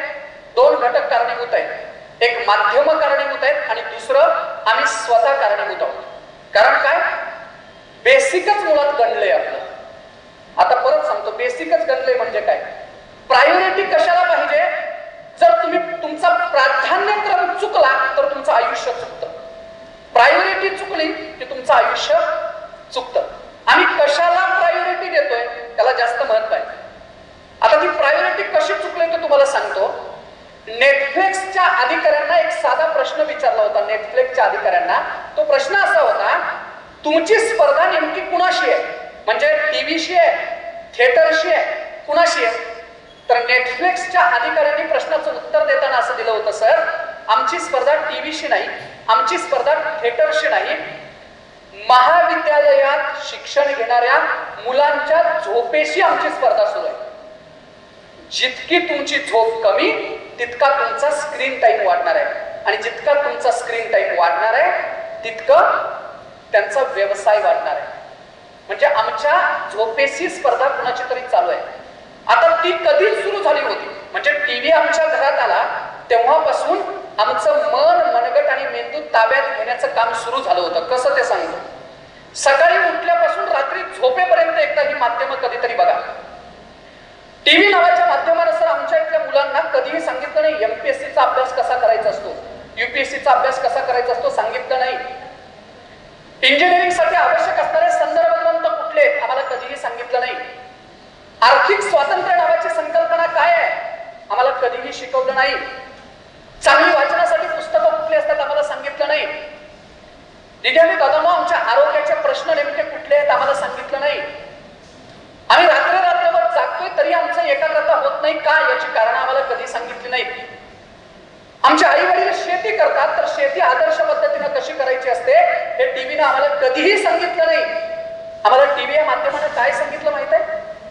सांगतो काय काय सांगितलं. शॅम्पू कुठला वापरायचा हे त्यांनी सांगितलं. कुणाला माहित आहे सर? शेताच्या बांधावरती काम करणाऱ्या आई वडिलांना हे त्यांच्या डोक्यात हे घातलं, त्याने रुजवलं. साबण कुठला वापरायचा, परफ्यूम कुठले वापरायचे, बरोबर आहे, चेहऱ्याला लावायच्या क्रीम कुठल्या वापरायच्या, हे सगळं आम्हाला माध्यमाने सांगितलं. आता गंमत बघा, माझा याला विरोध नाही. It is essential and it is need. ते गरज आहे, आधुनिकतेचं देणं आहे, आम्ही वापरायलाच पाहिजे. पण यानं तुम्हाला आदर्श विचारांची पेरणी तुमच्या मनात केली का चुकीचा विचार देऊन ती गोष्ट तुमच्या मनात पेरण्याचं काम केलं बघा. उदाहरण देतो तुम्हाला. चेहरा सुंदर असला याच्यासाठी तो सुंदर व्हावा म्हणून तुम्ही त्या चेहऱ्याला क्रीम लावत आहात. यानं आयुष्य सुंदर झालं का? मला असं नाही वाटत की आयुष्य त्यानं सुंदर झालं. माझी आई सकाळी दिवसभर शेतात काम करत असेल तिचा रंग थोडासा सर काळा होतो आणि 8 दिवस ती जर घरात राहिली तर तिचा थोडासा रंग उजळतो. आईचा रंग काळा असेल आणि गोरा असेल, बाळाच्या आयुष्यात कुठलाही फरक पडत नाही तिचा रंग कुठला आहे. अत्यंत धाडसानं विचार मांडतो तुमच्या समोर. तुमच्या चेहऱ्याचा रंग काळा आहे की गोरा आहे याच्यापेक्षा तुमच्या कर्तृत्वाचा रंग काळा आहे का गोरा आहे याच्यावरती तुमचं आयुष्य ठरतंय. जर तुम्ही दिसायला काळे असाल आणि युपीएससीत पहिले आलात तर हायवेला डिजिटल बोर्ड लागतील. आणि तुम्ही दिसायला गोरे असाल आणि गुन्ह्यात अडकलात तर पोलीस स्टेशन मध्ये बोर्ड लागतात. कर्तृत्वाचा रंग कुठला याच्यावरती अवलंबून आहे ना. बरं दाखवलं काय जातंय बघा ना तुम्ही. मी मध्यंतरी एक साबणाची जाहिरात बघितली सर. त्याच्यामध्ये एक हिरोईन डान्स करते. तिकडनं एक हिरो येतो आणि तिला म्हणतो की माझ्या चित्रपटात काम करशील का. तेवढ्यात एक मम्मी म्हणत परत मुलगी एक पळत येते. बघितलंय ना. बरं हा सांगत नाही मी कुठला आहे. बरोबर ना. का बाबा आंघोळ करत नाही का बाबा राख लावून आंघोळ करतो. पण बाबा दाखवला जात नाही. बाबा कधीही दाखवला जात नाही. कोण दाखवलं जातं. मम्मी दाखवली जाते. का तर आमचा मेंदू ताब्यात घेतला पाहिजे. बरं परफ्यूमची जाहिरात बघा काय आहे. परफ्यूमची जाहिरात इकडला विभाग. अंगावरती परफ्यूम तुम्ही मारला, जाहिरातीत पुढं काय दाखवलं जात आहे मी सांगत नाही सर. काय दाखवलं जात आहे. अंगावरती तुम्ही सेंट मारला, बॉडी स्प्रे वापरला तर जाहिरातीत असं दाखवलं जाते सर मुलगी जवळ येते. बरं आता एक गंमत करा. ज्यांची लग्न नाहीत ना 36 वर्ष झाले त्यांच्या वाढदिवसाला 1-2 बाटल्या गिफ्ट देता आल्या तर द्या. आई वडिलांच्या अडचणी मिटतील. असं नाही होत मित्र. मी तुम्हाला सांगतो कष्ट केल्यानंतर अंगाला येणारा घामाचा वास हा जगातला सगळ्यात महाग परफ्यूम आहे. त्याची कशाचीही किंमत करता येत नाही. पावसानंतर येणारा मातीचा वास हा जगातला सगळ्यात महाग परफ्यूम आहे. असा सेंट मारून मुलं जवळ येणं मुली जवळ येणं हे आम्हाला दाखवलं गेलं का तर तुमच्या घरात ते प्रोडक्ट आलं पाहिजे. तुमच्या घरात ती गोष्ट आली पाहिजे. नवभांडवलदाराने आमचा मेंदू कशा पद्धतीनं अशा पद्धतीने ताब्यात घेतलाय सर. मी बघितलं कधी तर माध्यमांचं तर माध्यमांच्या त्याचा त्या टीव्हीचा तो सोडाच. याच्यापेक्षा तुम्हाला सांगतो मोबाईलचा जर तुम्ही कॅमेरा ओपन केला तर त्या कॅमेरामध्ये फोटो सर असा येतोय कितीही काळा असावं फोटो गोराच येतो. मला आजपर्यंत शास्त्र कळलं नाही. का तर तुमची गरज या मोबाईल कंपनीने ओळखली. तुमचा फोटो गोरं दाखवण्याचं ते काम करतायत की तुम्ही त्याच्यामध्ये अधिक गुंतून राहिलं पाहिजे. वाढदिवस साजरे करायची आमची पद्धत बदलली. आम्ही वाढदिवस कसे साजरे करतो दीदीनं. कशा दादांना वाढदिवस साजरे करतो. 2 केक घ्यायचे सर. गाडी काढायची. ती गाडी अशी रस्त्यावरती आडवी लावायची. 2 केक न्यायचे आणि केक कशाने कापायचा. तलवारीने. का अंगात ताकद नाही. तलवार लागते केक कापायला. बरं तलवारीने केक कापायचा. त्याच्यासोबत वाकडं तिकडं होऊन फोटो काढणारा एक सोबत पाहिजे सर. ते रस्त्यावरती असं डोळून इकडल्या अँगलमध्ये तिकडल्या अँगलमध्ये त्यानं फोटो काढले पाहिजे. मग ती गाडी लावायची त्याला आणि हात टेकून असा हात बसायचं त्यानं. ते वेगवेगळे फोटो काढायचे. फोटो काढल्यानंतर कुठं टाकतात रे. सोशल मीडियात. बरं सोशल मीडियात फोटो टाकून शांत बसत नाही. तो फोटो टाकायचा आणि सकाळपासून रात्रीपर्यंत एकच काम काय. लाईक किती आल्या, कमेंट किती आल्या. लाईक किती आल्या, कमेंट किती आल्या. आणि त्याच्यात जर एखादी दिल्लीत एखादी कमेंट एखाद्या दिदीला किंवा दादाला आली हिरो सारखा दिसतोस किंवा हिरोईन सारखी दिसतेस 4 दिवस ते हवेतच. त्याच्या जमिनीवरती पाय टेकत नाही. घरात देखील धडकून चालतं असं. माझा प्रश्न आहे. प्रश्न समजून घ्या. तुम्हाला दिल्लीवरनं कमेंट आली तुम्ही हिरो सारखे दिसतात. व्यक्तिगत आयुष्यात तुमच्या काय फरक पडेल या कमेंटनं. इंजिनिअरिंगचा पेपर सोपा जाईल. उदाहरण देतो. तुमच्या इथं बसलेल्या सगळ्या विद्यार्थ्यांनी एका कागदावरती लिहून दिलं युवराज पाटील सर तुम्ही सलमान खान सारखे दिसता असं लिहिलं. मी काय करायला पाहिजे. मी लेखन सोडतो, व्याख्यान करायचं सोडतो आणि दबंग करत फिरतो. कारण तुम्ही सलमान खान म्हणताय ना. तुमच्या म्हणण्यानं माझ्या आयुष्यात काळीचाही फरक पडत नाही हे समजून घेणं फार गरजेचं आहे. कारण माध्यमांच्या मध्ये तुम्हाला आभासी गोष्टी दाखवल्या जात आहेत. मग दिल्लीमध्ये एखादी कमेंट आली, हिरो सारखा दिसतोस, दिदी आणि दादाला तुम्हाला विचारतोय, संध्याकाळी 5 वाजता तुमच्या बापाला अटॅक आला, छातीत कळ आली आणि वडिलांना अटॅक आला, तुमच्या वडिलांना दवाखान्यापर्यंत कोण पोहोचवतं? फाटक्या बनेवरचा एखादा म्हातारा माणूस गल्लीत उभा असेल किंवा एखादा काका असेल तर तो पळत येतो, तुमच्या वडिलांना उचलतो आणि दवाखान्यापर्यंत नेऊन पोहोचवतो. संध्याकाळी एखादी 60-70 वर्षाची आजी तुमच्या घरात येते, डोक्यावरून हात फिरवते आणि सांगते, दीदी काळजी नको करू जेवणाची, ये संध्याकाळी जेवायला आपल्याकडे. 40 वर्षाची एखादी काकी असते, हातातल्या बांगड्या फुटल्या तरी चालतील पण गोट्यातल्या जनावरांची ती धार काढल्याशिवाय ती ताई सोडत नाही. कारण का माहित आहे, तिला माहित आहे हे जनावर दूध द्यायचं बंद झालं तर ह्या घराचं आर्थिक बजेट कोलमडतंय. कोण श्रेष्ठ, कोण ज्ञानी, कोण समजूतदार? 60 वर्षाच्या आजीला तुमच्या इंजिनिअरिंग मधलं काही कळत नाही, तुमच्या सोशल मीडियातलं काही कळत नाही, पण पोरीच्या डोक्यावरून हात फिरून तिला आधार द्यायला पाहिजे याचं ज्ञान तिच्याकडे आहे. हिरो कोण? बापाला दवाखान्यापर्यंत पोहोचवणारा फाटक्या बनेवरचा शेजारचा माणूस आपला हिरो आहे. गोट्यातल्या जनावरांची धार काढण्यासाठी मदत करणारी शेजारची ताई आपली हिरोईन आहे. आपली गंमत काय? लाईक किती आल्या, कमेंट किती आल्या. मग संध्याकाळी आलिया भट्टला फोन करा, सांगायचं बाई जनावर धार देत नाही, आत्ताच्या आत्ता हे धार काढा आणि जा. कारण नेटपॅक त्याच्यासाठी संपवलंय ना तुम्ही. 1.5 GB डाटा संपवणं सर काही काही लोकांचं टार्गेट झालंय. 11:30 वाजता डाटा शिल्लक असेल ते झोपेला मागे सरतं, खरं डाटा संपवत. कशासाठी माहित आहे? हा मेंदू भांडवलदारांनी ताब्यात घेतला आणि तलवारीनं आपण केक कापतोय. तलवारीनं छत्रपती शिवाजी महाराजांनी घोड्याच्या पाठीवरती सिंहासन लादून या सह्याद्रीच्या दऱ्याखोऱ्यात तो माणूस वादळासारखा घोंगावत राहिला. कशासाठी? स्वराज्य उभं करायसाठी. मनगडातल्या ताकदीवर तलवारीच्या जोरावरती ते उभं केलं.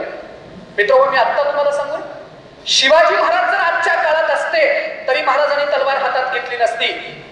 शिवाजी महाराज आजच्या काळात असते तर महाराजांनी 2 त हातात घेतले असते. 2 त. पहिला त तराजू म्हणजे व्यापार आणि दुसरा त तंत्रज्ञान म्हणजे टेक्नॉलॉजी. टेक्नॉलॉजी आणि तराजू, तंत्रज्ञान आणि व्यापाराच्या जोरावरती महाराजांनी जगावरती राज्य केलं असतं. अमेझॉन तुमच्या माझ्या घरापर्यंत आलं. शिवाजी महाराज आज असते तर स्वराज्य नावाचा शब्द जगाच्या कानाकोपऱ्यात महाराजांनी पोहोचवला असता. आम्ही त्यांचे पायी काय घ्यायचं आम्हाला कळालं पाहिजे, काय घ्यायचं कळालं पाहिजे ना आम्हाला. सर महाराष्ट्रभर कार्यक्रम करतोय, हा कार्यक्रम संपल्यानंतर मी पुण्यात निघतोय. मला गंमत वाटते कधी कधी, तुमचं मन मनगट मेंदू कुणाच्याही ताब्यात द्यायचं नाही. ते विशेषतः सोशल मीडियाचं तर अजिबात ताब्यात द्यायचं नाही. काय डिस्ट्रॅक्शन झालंय?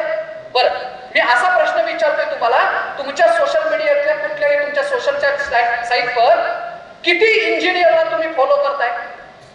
आम्ही फॉलो कोणाला करतो माहितीये? मावस भावाला. त्या मावस भावाला काम नाही, ते फोटो काढून सोशल मीडियावर टाकतात. लाईक करण्याची जबाबदारी आमची सर. आदर्श माणसांना किती फॉलो करताय? बरं, चांगल्या माणसांची जाहिरात होत नसते, चांगली माणसं जाहिरात करत नसतात. ब्रँडेड कंपनीचं कुठलंही प्रोडक्ट टीव्हीवरती जाहिरातला येत नाही, ते सोशल मीडियात नसतं. तिथपर्यंत तुम्हाला जावं लागतं. पण आमचं गंमत काय, स्पीड ब्रेकरलाच आम्ही हिमालयाची उंची दिली. सोशल मीडिया स्पीड ब्रेकर आहे आणि पुस्तकं हा हिमालय आहे. आम्हाला हिमालयापर्यंत जाऊन पोहोचलं पाहिजे ना, समजून घेतलं पाहिजे. पण आमच्या लक्षात येत नाही. आता मी महाराष्ट्रभर कार्यक्रम करतोय, रात्रीच्या वेळेस माझा प्रवास असतो ना, त्यावेळेस मी ड्रायव्हरला सांगतो, सर गाव जवळ आले की जरा गाडी हळू घेत जा. ते मला म्हणतो, सर तुम्ही हायवेला कधी गाडी हळू घ्यायला सांगत नाही, गाव जवळ आल्यानंतर गाडी हळू का घ्यायला सांगताय? त्याला मी सांगतो, हे बघ, कुठला बाबा कुठल्या बोळातनं बाहेर येईल सांगता येत नाही ज्याच्या कानात हेडफोन आहे. तुमचा दिवस रात्रीचा 12ला सुरू झालाय, 12 वाजता तुमचा दिवस सुरू झाला आणि ही सगळ्यात धाडशी जमात आहे बरं का सर. ही सगळ्यात धाडसी प्राणी येते. रात्री 12ला कानात हेडफोन घालून ती रस्त्यानं 4-4 किलोमीटर चालतात. ती सापाला भेट नाहीत, अमावस्या म्हणत नाहीत, पौर्णिमेला भेट नाहीत. असं जर तुमच्या आजूबाजूला कोण असेल आणि तुमच्या निदर्शनास सर जर कोण असा आला असेल तर समजून जायला हरकत नाही सर. पिलू नावाचा प्राणी त्याच्या आयुष्यात आलाय. पिलू.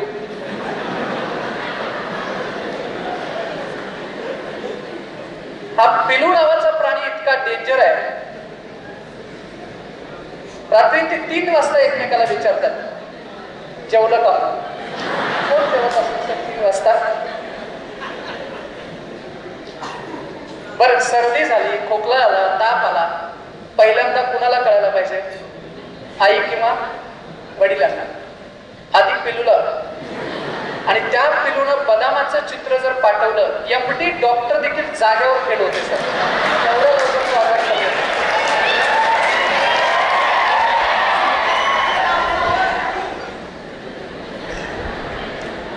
बरं कळालं मला, भावना पोचल्या तुमच्या. आता इथून पुढचं उदाहरण महत्वाचं आहे. आई वडिलांना कळायच्या अगोदर तिकडं कळतं. साधी गोष्ट आहे, साधी. खूप चांगली गोष्ट वाटते ना, खूप भारी वाटतं नाही. हे एज आहे सर. परवानगी विना एक विधान करतो आपल्या परवानगी विधान. दिदी आणि दादांनो, प्रेमविवाहाला माझा विरोध नाही, पण त्याच्या अगोदर गोष्ट सांगू, लायकी सिद्ध करायची. लायकी आधी स्वतःची. हा शब्द फार महत्वाचा.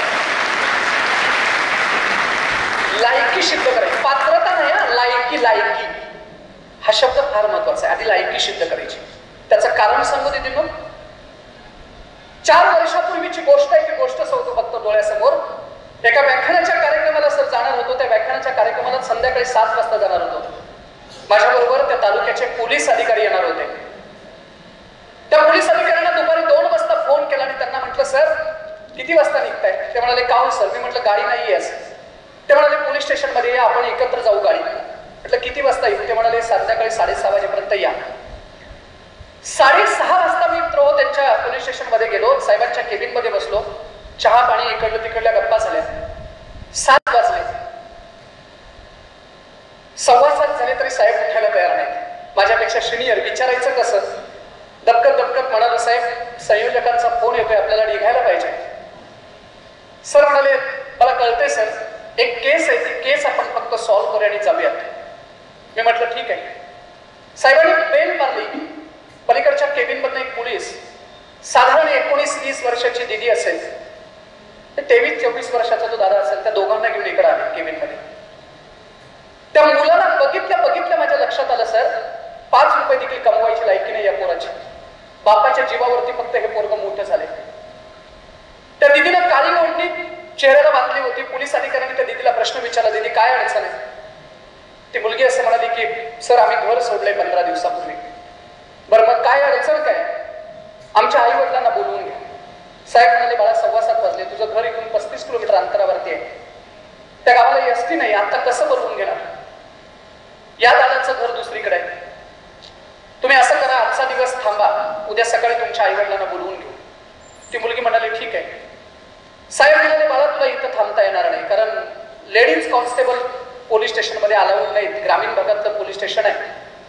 एक काम कर, तुझ्या बरोबर 2 पोलीस देतो, शहरातल्या पोलीस स्टेशनला जा, तिथं राहा, सकाळी तुला ते इथं सोडतील, मी आई वडिलांना बोलवून घेतो. मुलगी म्हणाली नाही मला इथंच राहायचंय. साहेब म्हणाले नियमात बसत नाही बाळा, मी तुला सांगितलं इथं महिला पोलीस नाहीये, तुला ठेवता नाहीये. मुलगी ऐकायलाच तयार नाही. साहेब म्हणाले मग एक काम कर, जिथं तुम्ही थांबला होता तिथं थांबा, सकाळी मी बोलवतो तुम्हाला. मुलगी म्हणाली नाही मला पोलीस स्टेशन मध्येच राहायचंय. साहेब म्हणाले सगळं सांगितलंय आणि तुला का ग पोलीस स्टेशन मध्ये राहायचंय? ते म्हणाले आम्हाला संरक्षण पाहिजे. संरक्षण म्हणजे भीती वाटते. मग का केलं? मुलगी काही बोलली नाही. साहेब म्हणाले कुणापासून भीती वाटते सांग, त्यांना फोन करून सांगतो तू माझ्या ताब्यात आहेस, अजिबात तुझ्या केसाला धक्का लागता कामा नये, सांग कुणापासून भीती वाटते. सर माझ्या डोळ्याच्या समोर पोलीस स्टेशन मध्ये ती दिदी काय म्हणाली माहिती आहे? माझ्या वडिलांच्या पासून आणि मामापासून मला धोका आहे. ती दिदी जन्माला आली असेल ना, तिचा बाप आनंदानं नाचला असेल, रात्रभर जागला असेल, हवं नको ते ते सगळं काही तिने दिलं असेल, सगळं काही हवं नको. तुमच्या आई किंवा वडील कधी जर आजारी असतील ना दादा, तर 5 रुपयाचं नाणं तुमच्या हातावरती ठेवतात आणि सांगतात मेडिकल मधनं गोळी घेऊन ये. 3-3 दिवसाचा ताप आई आणि वडील अंगावरती काढतात. स्वतःच्या अंगावरती त्यांनी कधी कपडे चांगले घेतले नसते, पण लेकीसाठी तिचा बाप रात्रंदिवस कुठेतरी राबला असेल. स्वतःच्या आयुष्यात काही खावं असं वाटत असेल, घ्यावं असं वाटत असेल, तर ते सगळं स्वप्न बाजूला ठेवून लेकीला मोठं करण्यामध्ये तिचा बाप दिवस रात्र कष्ट करत असेल, सगळं केलं असेल. तर हाताच्या फोडाप्रमाणे जपलेली लेक पोलीस स्टेशन मध्ये सांगत होती, माझ्या वडिलांच्या पासून धोका आहे. बघायचंय तुम्हाला तुमच्या आयुष्यात तुमच्यावरती जास्त सगळ्यात कोण प्रेम करतंय. या हॉल मधून फक्त तुमच्या प्राध्यापकांनी एक फोन दिली नको करू दे तुमच्या वडिलांना. तुमच्या मुलगीला चक्कर आले, बाप धापा टाकत बाहेर उभा राहील, जिथून असेल तिथून. आईच्या काळजाचे ठोके वाढतील. दादा, मी स्वतःच्या डोळ्यानं बघितलंय, फक्त मुलानं केलेल्या चुकीसाठी वडिलांना पोलीस स्टेशन मध्ये कानफाडत खावी लागले. काहीही कारण नाही वडिलांचं.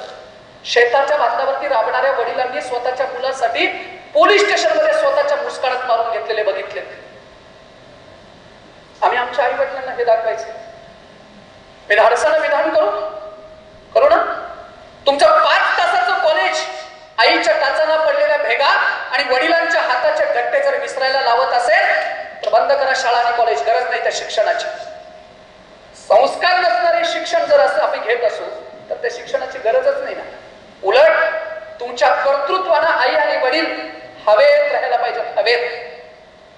हवेत एवढं कर्तृत्व सिद्ध करता आलं पाहिजे. साहेब, त्या साहेबांनी त्या मुलीच्या वडिलांना फोन लावला. 400 किलोमीटर अंतरावरती बाप रात्रपाळीला कारखान्यात कामासाठी उभा होता. काय म्हणाला माहिती आहे वडील त्या दिदीनं तिचा, माझ्या दिदीला माझ्यापासून भीती वाटते ना ग साहेब, माझ्या दिदीला माझ्यापासून भीती वाटते ना. व्हिडिओ कॉल करा आणि रात्रभर तिच्या डोळ्यासमोर ठेवा, तिला कळू दे एकदा तिचा बाप तिच्यासाठी काय करतोय ते. याही क्षणाला पंख्याचा गार वारा घेत आम्ही इथं उपस्थित असतो. आत्ताही तुमच्यातले 70% वडील अंगावरती घामाच्या धारा घेऊन काम करत असतील आपल्यासाठी. आम्ही आदर्श कुणाला मानतो आणि हिरो कुणाला मानतो हे लक्षात आलं पाहिजे. मी आता निवडणुकीच्या काळामध्ये सर बघितलं, मुलांच्या स्टेटसला टुकार नेत्यांचे फोटो लावतो आपण आणि खाली लिहितो बाप तो बाप रहेगा. स्वतःच्या बापाचा फोटो लावायचा आणि लिहायचं खाली बाप तो बाप रहेगा. हे खरे संस्कार आहेत. आम्हाला सोशल मीडियामुळं किंवा अनेक गोष्टींच्यामुळे वास्तवाची जाणीव नाहीये. मध्यंतरी सर बघितलं सोशल मीडियात एका मुलग्यानं फोटो टाकलाय सर. एका बाजूला भाकरीचं चित्र आहे, एका बाजूला पिझ्झाचं चित्र आहे. त्या भाकरीवरती लाल तिखट आहे, चटणी आहे, खरडा आहे. आणि त्या भाकरीच्या खाली त्या मित्रानं काय लिहिलंय माहित आहे? गरीबाचा पिझ्झा. भाकरी गरीब कधी झाली रे? भाकरी गरीब कधी झाली? भाकरी गरीब नाही झाली. भाकरीसाठी राबणारा बाप आम्ही गरीब केला. म्हणून आम्हाला हेच फक्त मोटिवेशन देऊ शकतं जे वास्तवातलं आहे, जे सत्यातलं आहे, जे तुमच्या माझ्या जिव्हाळ्याचं आहे. तेच फक्त आम्हाला मोटिवेशन देऊ शकतं. दुसरं कुणीही मोटिवेशन देऊ शकत नाही. आईच्या टाचांच्या भेगांचा फोटो काढा आणि वॉलपेपर लावा. जगात याच्यापेक्षा वेगळं मोटिवेशन कुठलंही असत नाही, कुठलंही असत नाही. पण आम्ही काय केले सर? दांभिकता चेहऱ्यावरती, दांभिकता दाखवायचे चेहरे वेगळे आहेत, खरं आतून आपण वेगळे आहोत. इथं बसलेल्या सभागृहातली मुलं आहेत ना, एकांतात घेऊन तुम्हाला तुमच्या आयुष्यातले प्रश्न विचारले तर तुम्ही रडायला लागाल एवढे भरलेले आहात आतून. मग सोशल मीडियात का दाखवतोय आपण आम्ही जगातले सगळ्यात सुखी प्राणी आहोत, आनंदी प्राणी आहोत? का दाखवतोय? जेवढ्या लवकर आम्ही सत्य स्वीकारू तेवढ्या लवकर आम्ही यशाच्या जवळ जातो. जेवढ्या लवकर आम्ही चांगल्या गोष्टीकडे स्वीकारू तेवढ्या लवकर आम्ही यशाच्या जवळ जातोय. यशस्वी माणूस आणि अयशस्वी माणूस याच्यात काहीही फरक नसतो. फरक एवढाच असतो, यशस्वी माणसं जर गरजेच्या गोष्टी करतात, अयशस्वी माणसं फक्त आणि फक्त आभासी जगात राहतात, हव्यासाच्या गोष्टी करतात, चुकीच्या गोष्टी करतात. तुम्हाला अयशस्वी व्हायचं आहे, वेळानं उठायचं, सोशल मीडिया अधिक वापरायचा, वेगळं काही करावं लागत नाही. नवभांडवलदार तयार आहेतच. तुमचा मेंदू ताब्यात घ्याला आणि तुमचा वेळ देखील ताब्यात घ्याला, तुमचा पैसा देखील ताब्यात घ्याला. मग हे वापरायचं नाही का? अजिबात नाही. गरज आहे, निश्चित वापरायला पाहिजे. पण मगाशी मी शब्द म्हणालो होतो, प्रायोरिटी काय आहे? आपण कशाला महत्व देतोय त्या गोष्टींसाठी हे वापरलंच पाहिजे. निश्चितपणे आपल्या आयुष्यामध्ये मात्र अडचणींचा डोंगर उभा राहिल्याशिवाय राहणार नाही. तो उभा राहू नये याची तुम्ही सगळेजण काळजी घ्याल अशी अपेक्षा व्यक्त करतोय. वेळ झालाय, तुमचा कार्यक्रम आहे. पोटात भूक असेल तर डोक्यात काही शिरत नाही याची मला कल्पना आहे. आतापर्यंत बोललो त्यातील आकार माझा नाही, उकार माझा नाही, शब्दही माझे नाही. फक्त हे सगळं तुमच्या यशासाठी, तुमच्या आयुष्यासाठी महत्वाचं आहे म्हणून बोलत राहिलोय.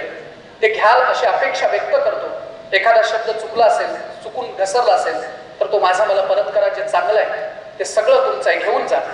जाता जाता राहत इंदोरींच्या शब्दात फक्त इतकंच सांगतो, आंखों में पानी रखो, होठों पे चिंगारी रखो, अगर जिंदा रहना है तो तरकीबें बहुत सारी रखो, राह के पत्थर से बढ़कर कुछ नहीं है मंजिलें, रास्ते आवाज देते हैं सफर जारी रखो, रास्ते आवाज देते हैं सफर जारी रखो.